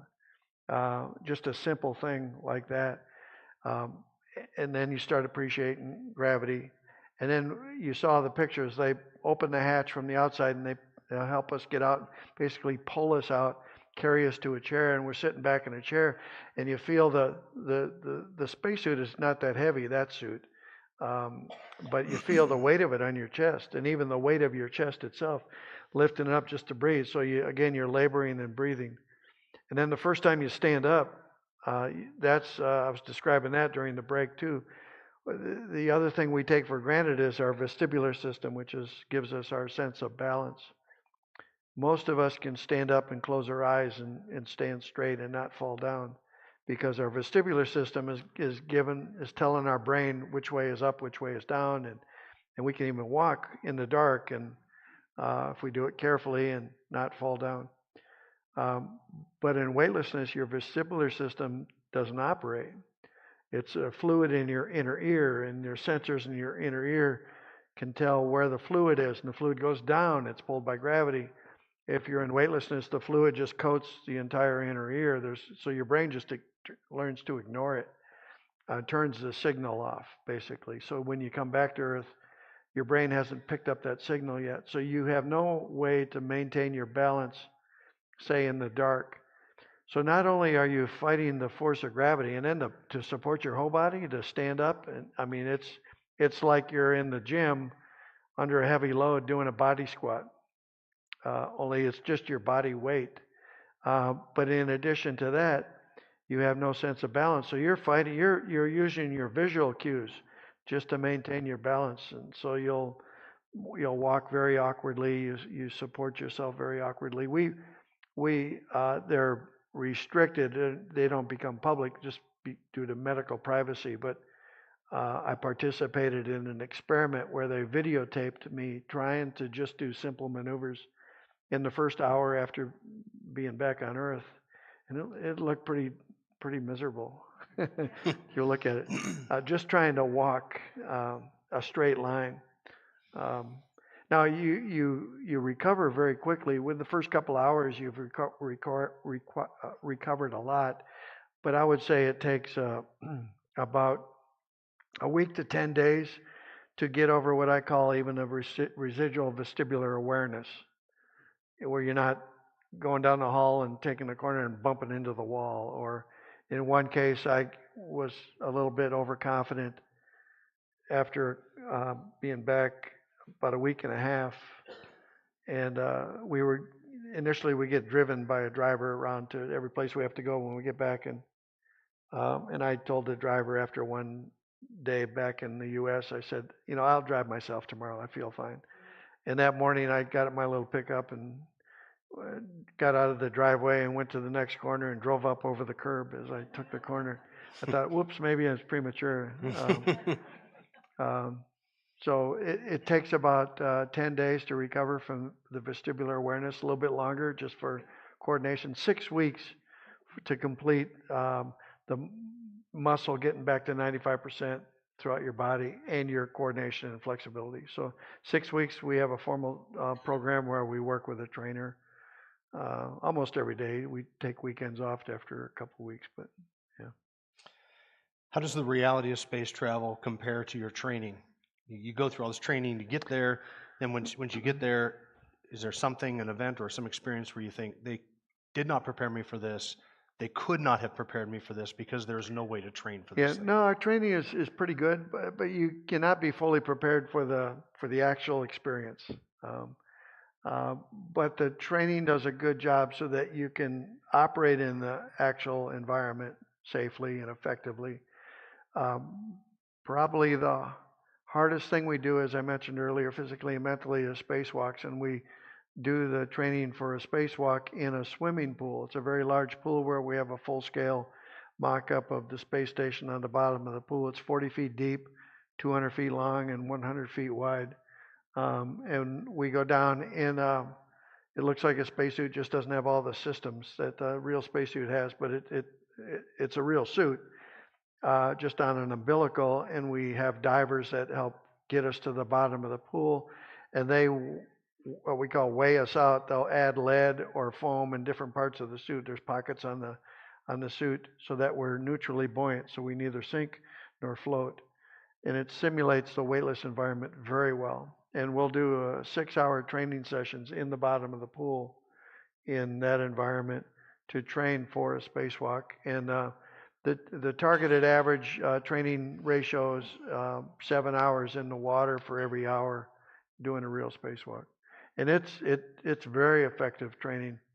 When I got back from my first flight, people asked me how was the training compared to the real thing, and I said it was almost the same, except the view was a lot better in the real thing.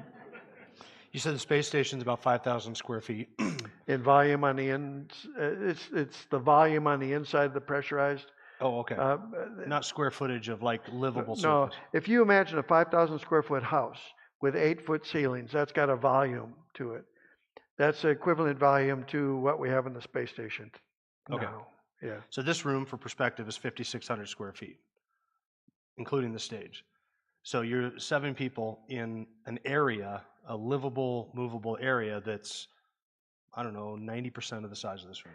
Yeah, With an 8-foot ceiling. the volume of the rooms. So, and they're much smaller, rooms than here. This is one big volume. So we're in multiple volumes. So it's very roomy, very stretched out. You can go most of a day and maybe not see all of your crewmates because they're at the other end and down around a corner and buried in another module. All right. I'm gonna tell a story, and I want you to just tell me how accurate this story is. NASA sends 2 astronauts up to the space station. Something goes wrong. There's a glitch. Now they're stranded there. NASA's panicking. They don't know what to do. Boeing has no answers. Elon Musk steps up to save the day, but the Biden administration won't let him rescue these 2 astronauts because it would be a political win for the Trump administration. They're in the middle of an election season, and Elon Musk and Trump are best friends till 10 minutes ago, and so Biden didn't want to give Trump the political win and show his incompetence, so he let those poor astronauts sit up on the space station for all of those 9 months with nobody to rescue them. It was very bleak until Trump got elected. Elon, in a matter of a couple weeks, outfitted a device, went up there, rescued those 2 guys, saved the day. Is that true or false? Yeah, I heard that story. You've heard this one? So let me tell you the real story. I mean, there was a little political gain that I would kind of agree with. Take advantage of the political gain, I guess. I was not a fan of the Biden administration, so. But that's on the side. So this was a story of years ago. We gave contracts to 2 companies to develop a spacecraft to deliver crews to the space station and return them to Earth. And this was after the space shuttle was retired. And it goes back to the Bush administration. And those contracts were given to Boeing and to SpaceX. And along with the crewed vehicle in the contract, even prior to that was the SpaceX that was to develop a cargo vehicle, unmanned cargo vehicle, which they did. It took longer than originally targeted, but they did that. And in my last flight in 2016, I received 2 of those Dragon cargo vehicles. They performed very well. But in the meantime, they're developing a crewed vehicle, SpaceX Dragon, which we know it flies now.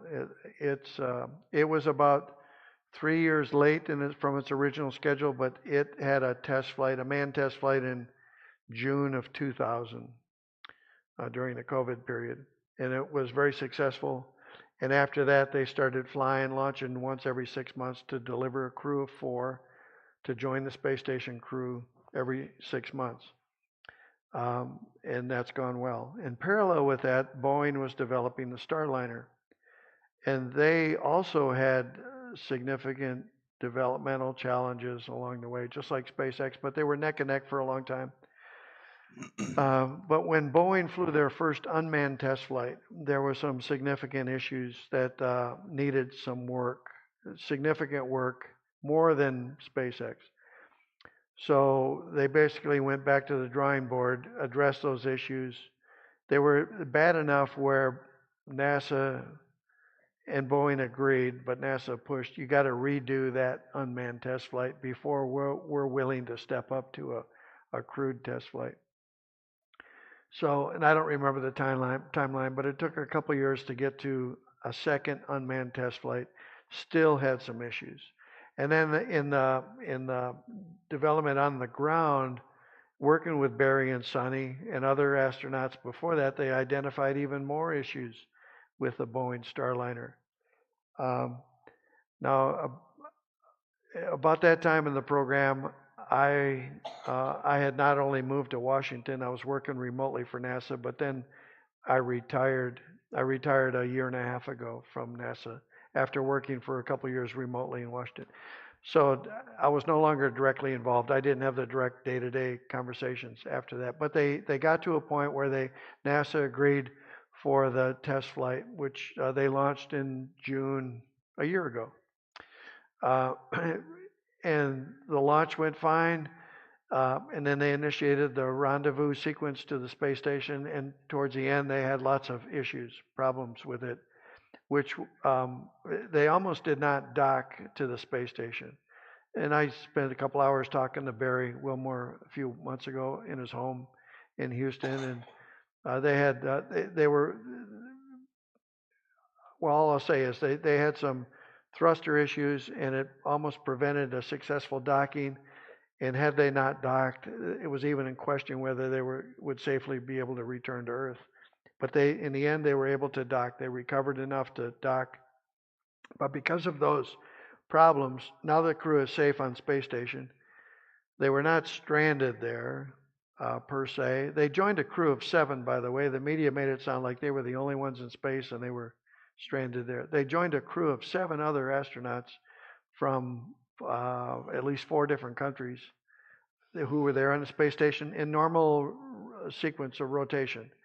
Every crew member generally stays there for 6 months, and then 3 on a Russian Soyuz and 4 on a SpaceX. So they joined those 7. And NASA and Boeing collectively agreed that we have to work on this, do an engineering analysis to try to figure out what happened and to determine whether it would be safe for the crew to return to Earth on that test vehicle. So we're going to extend them up there. Instead of staying there, whatever it was, a week or 10 days, we're going to extend them till we do the analysis.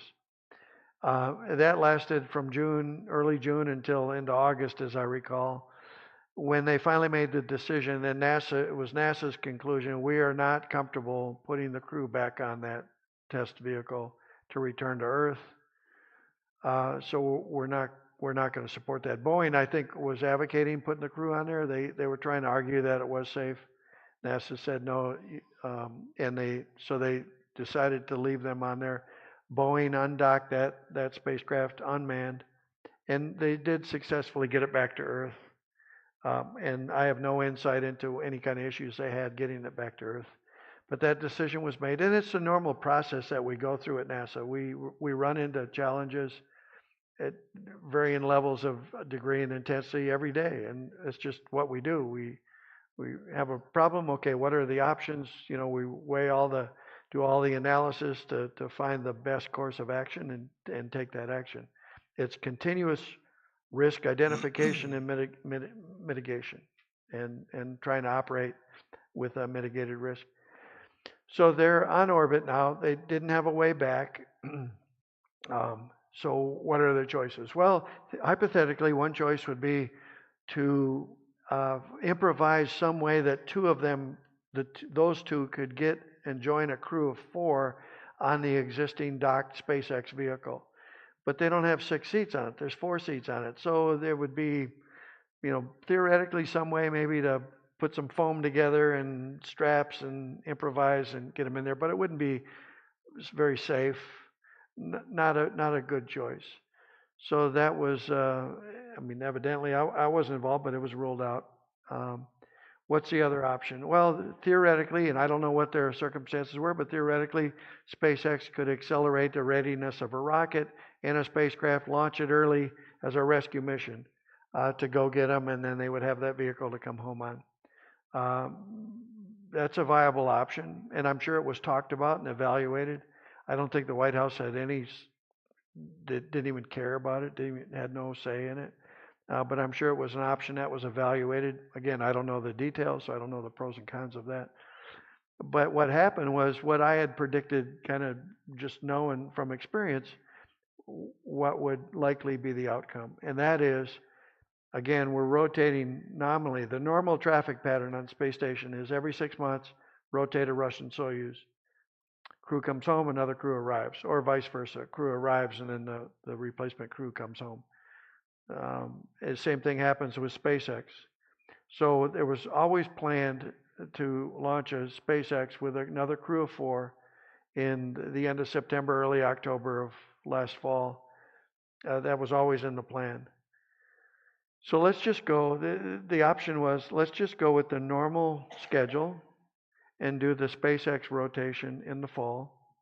But instead of launching a crew of 4, we'll take 2 crew members off that crew, launch it with a crew of 2 and 2 empty seats, and those 2 empty seats become Sonny and Barry's seats to come home. But there's no urgency to bring them home. We've had people in space routinely for 6 months, occasionally for 9 or 10 months, and even over a year. So there's nothing urgent to get them home. They're already integrated on the space station crew. They're doing space station normal operations. Last fall they even did a spacewalk that was completely unplanned when they launched. But NASA gave them the opportunity. Okay, go do a spacewalk since you're there. So that SpaceX arrived. Again, I forget if it was September or October.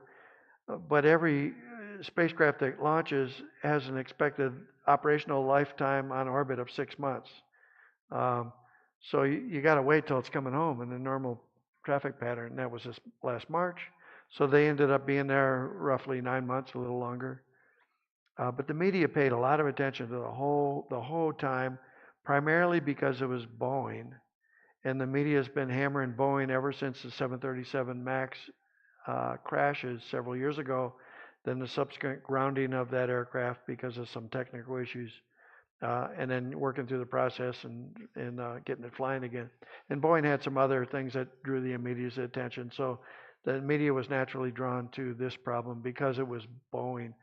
A very similar thing happened several years ago with a Russian Soyuz, where there was a major failure in a thermal protection system the thermal system of the Soyuz while it was docked. It had a leak. It was be like your car radiator springing a leak, and you got all the antifreeze in the driveway. You're not going to drive the car because it's not going to go very far. You'll ruin the engine. Well, it was concluded that the Soyuz was unsafe for a crew to return to Earth. So the crew was stuck on orbit until the Russians accelerated the preparation for the next spacecraft, launched it without a crew, docked automatically, successfully. That became their replacement vehicle. They had undocked the one that had the failure in it, and returned it to Earth without a crew. But now you have a new Soyuz spacecraft docked. It's got a 6-month lifetime. So, oh, by the way, crew, you're going to stay for another 6 months. So they stayed on orbit for a little over a year because of that. 1 American and 2 Russians. The media didn't pay any attention to it at all. So I don't think the White House weighed in with Biden, and it wasn't really a SpaceX rescue mission. It was the normal sequence of things. Is colonizing other planets feasible? No, Mars? no, No? not colonizing. Going there and exploring is feasible, yes. But you have to take everything you need to support the life of a crew from Earth. And if you're going to stay there a while, you have to resupply everything you need to support life from Earth. Earth is uniquely created for our habitation, says Isaiah in the scripture. Mars is not. It's not habitable. Earth is habitable. So colonizing, the idea of colonizing, which implies, oh, one day we might destroy Earth, or Earth goes away and we need another planet to live on and for the next generations, and so let's go colonize Mars. That's foolishness. What are your thoughts on SpaceX and Blue Origin? And about Blue Origin, does the fact that Katy Perry has been to space make you feel like your accomplishments aren't really all that much? I don't even know who Katy Perry is. She didn't train with you at NASA? No. What are your thoughts on SpaceX and Blue Origin? SpaceX, I'll start there. They've done very well. They only exist as a company because they got contracts from NASA and later the Air Force. It was a policy initiated in the Bush administration to commercialize space, using that word. And for the government, so the government was motivated by policy to do whatever it could to seed the commercialization of space. And you could go back in history and see similar kinds of things happen in aviation. You know, the initial development of aircraft was funded primarily by the government. NASA, before it was NASA, it was NACA, N-A-C-A. And that was a government agency to facilitate the research to support propulsion systems and aeronautics for aircraft. But eventually there was a policy to commercialize it, and now we just take it for granted, commercial aviation.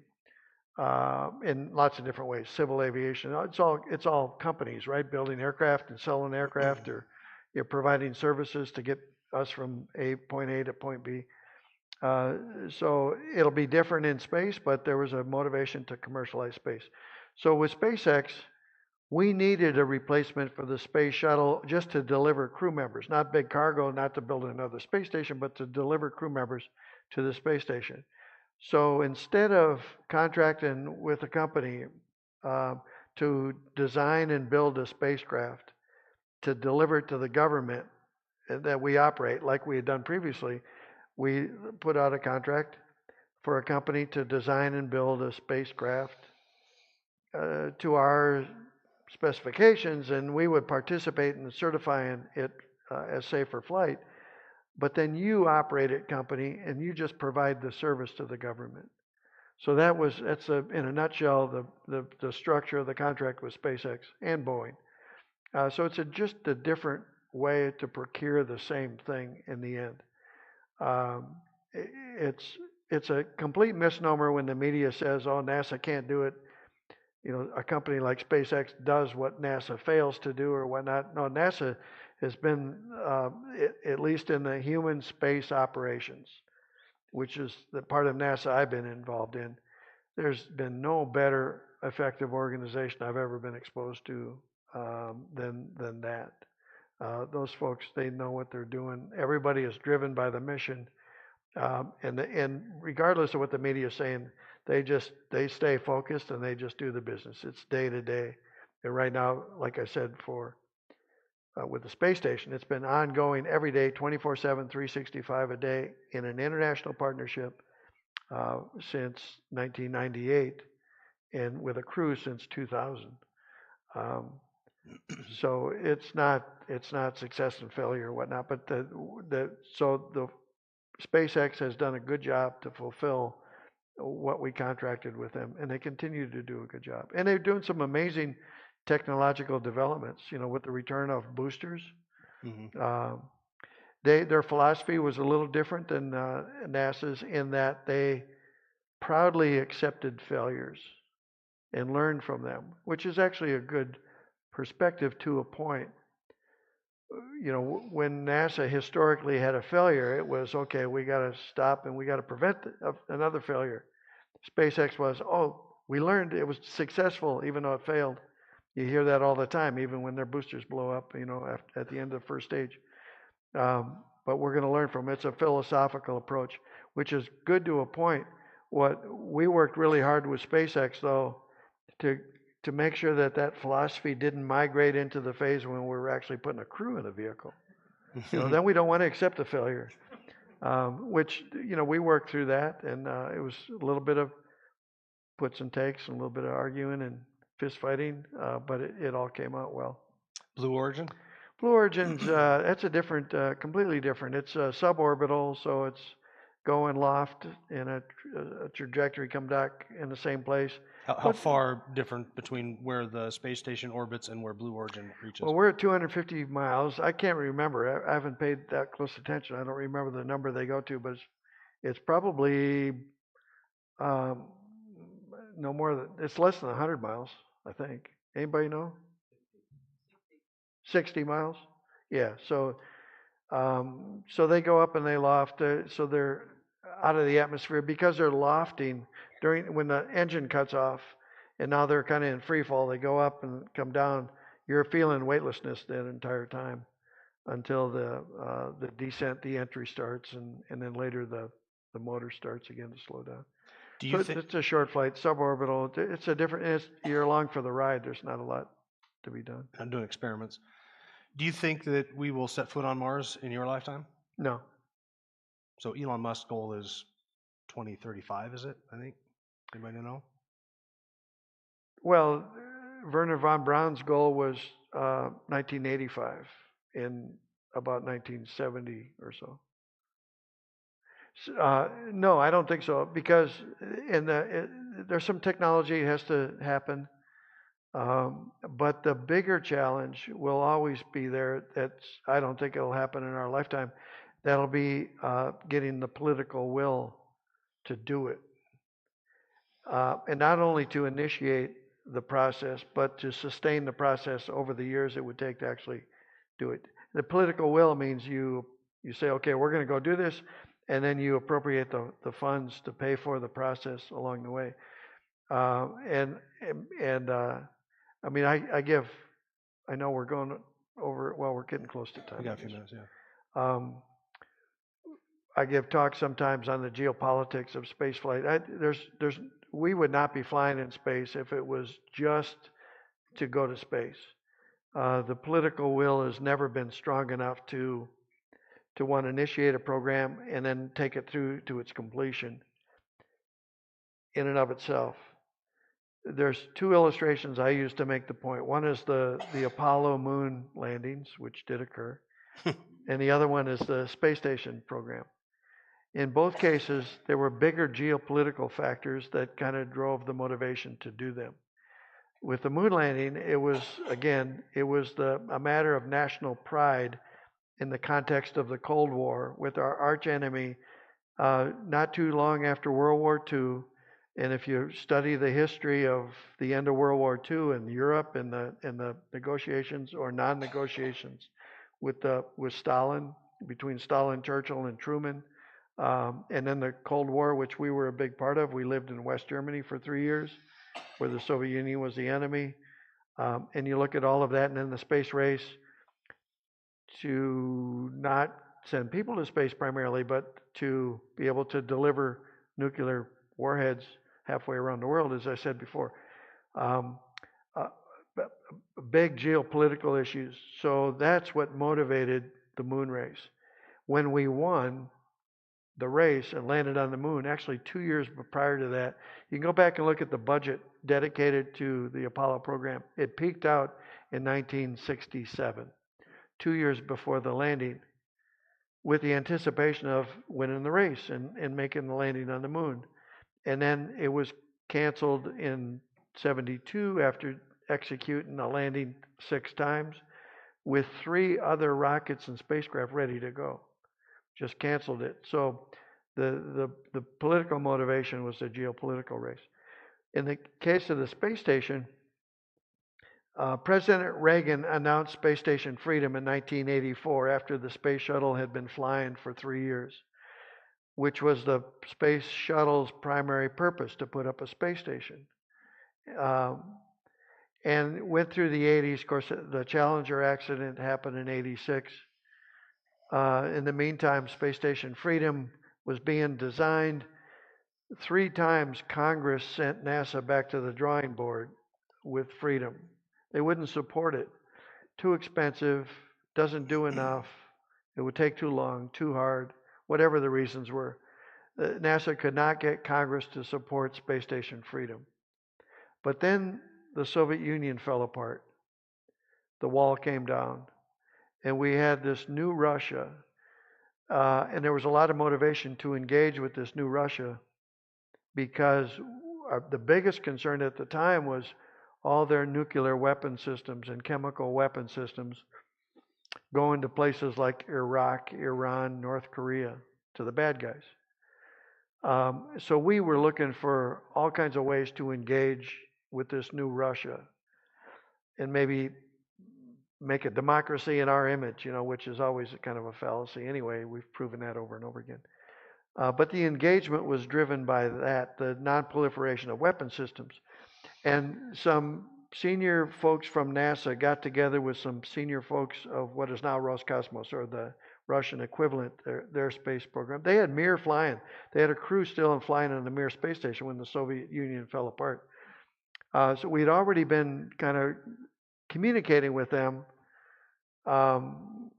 They got together in some famous meetings within NASA anyway, in Crystal City in 1992, I think it was, to wrestle with a technical solution where we could make the proposal to integrate what was Space Station Freedom with Mir 2, the next would have been Soviet space station. They came up with a proposal, presented that to the administration, and in 1993, I think it was, now we're in the Clinton administration, it had been worked under Bush. They initiated, formalized a partnership and call it the International Space Station.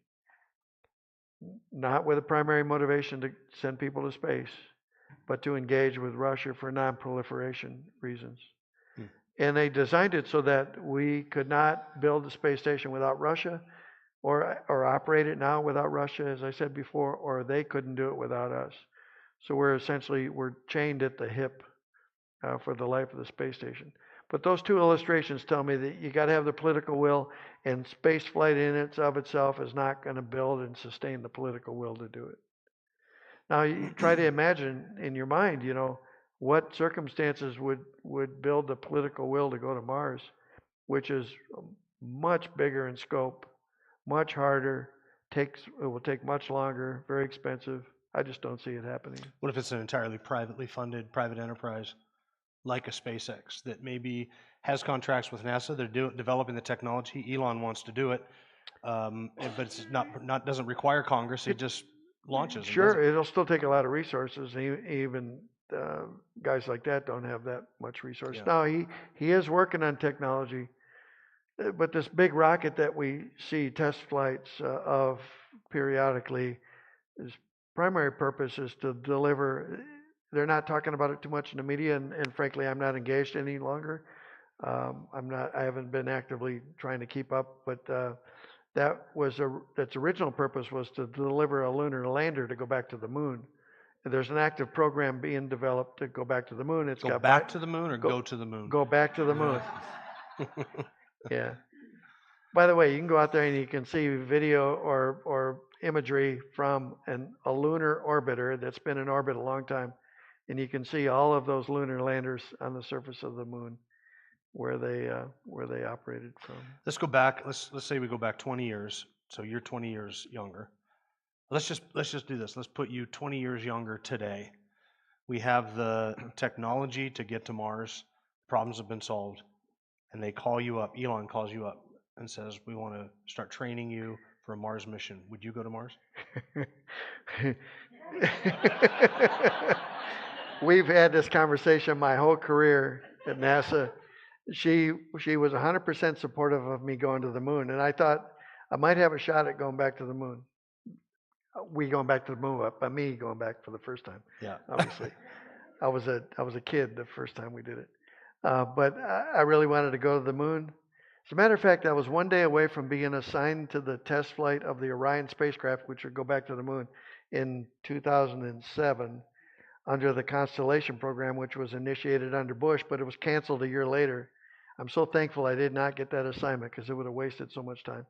Instead, I got sent back to Russia for another flight to the space station. But we talked about that. So she was very supportive of me going to the moon if I got the opportunity, but never to Mars. And frankly, I was not interested in going to Mars. I said earlier that the biggest attraction in space is the Earth. It's incredibly beautiful. The more you study it, the more you see. Even the moonwalkers, or the guys that didn't walk on the moon but went there, the command module pilot, the three of them, if you talk to any of them, they'd say the most fascinating part of it, but certainly it was cool to be on the moon, 1/6 gravity and jumping around and all that and doing that. And Charlie talks about that. He talks about falling down. Talks about, I got to take an aside here. Talks about falling down, tripping and falling down because he got a little too cocky and fell down. And he did a couple of push-ups in his big spacesuit, but with 1/6 gravity, he did it like 1, 2, and then pushed really hard and stood up on his feet from a push-up. So you can't do that anywhere but the moon. But still, they would say that the fascination was with the Earth. So now we leave Earth orbit and get in a trajectory to go to Mars. Pretty soon, the Earth is a dot in the sky at best. You don't see any stars because the sun is in view the whole time. There's nothing. You don't see stars. Get the flat earthers saying, well, it's all fake because you don't see stars in the pictures. Well, we can go out in the daytime. And granted, we're looking through the atmosphere. The atmosphere looks blue from the surface of the Earth, but we don't see stars during the day here either, right? We don't see stars up there because the sun is so bright that it just blanks out all other light sources, with the exception of the moon, if you had a full moon.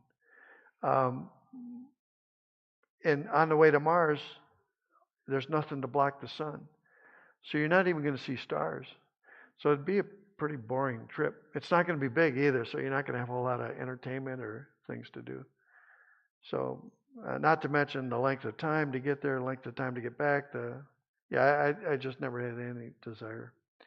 Longer answer than what you expected. But, yeah. So if that's out of the scope, then looking forward, what major ambitious achievement in the space program would you like to see in your lifetime? What would you like to see us accomplish?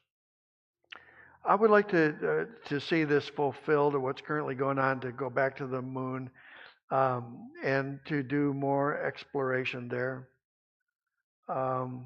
Is there a driving reason that I can pinpoint, objective reason? No. But it's already in work and development. It'll be a long-term vision.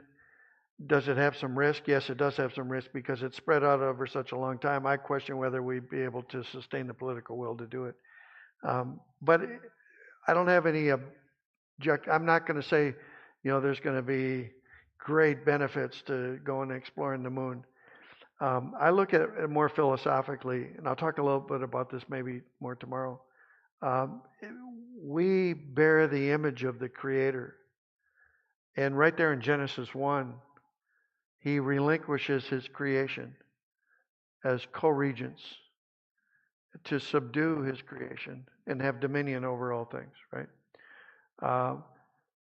I'll say it tomorrow. Scientific endeavor is a component of subduing, of that commission, of that dominion mandate given in Genesis 1. And space exploration is just one aspect of that endeavor. Humanity, bearing the image of the Creator and given that commission, we have a curiosity that's unique. We want to search out what we don't know yet. We want to explore. That's the history of human civilization. And space flight is just one aspect of that that's ongoing now. What we'll find, what we'll discover, the outcome, I don't know what it'll be. But it's inherent to being human. What question do you wish you were asked in a Q&A like this that you've never been asked? That you wish you were? Gosh, I don't know. I can't think of I sometimes challenge people that you can't ask me a question I've never heard before. I don't do that anymore because one young man did one time. All right. I can't think of one. Okay. Are you active on social media? No. Nobody can follow you anywhere? Oh, you can follow me. I got a lot of followers, I think, on Facebook and Twitter or X and Instagram. I was active during the last flight because I was posting pictures and whatnot. But shortly after landing, I just got off it. It's not a priority for me. I don't want to. It's a time sink. No. I might see if there's anything going on of interest there once in a while, but there's not much. So. All right. That is our time. So we are done for tonight. Thank you guys for coming. Feel free to leave your booklets or Bibles or anything you want here at the table for the evening, and just don't leave your valuables here. And be back here tomorrow morning. Doors will open at 8, and we'll start promptly at 9 a.m. Jeff, thank you. All right. We are dismissed.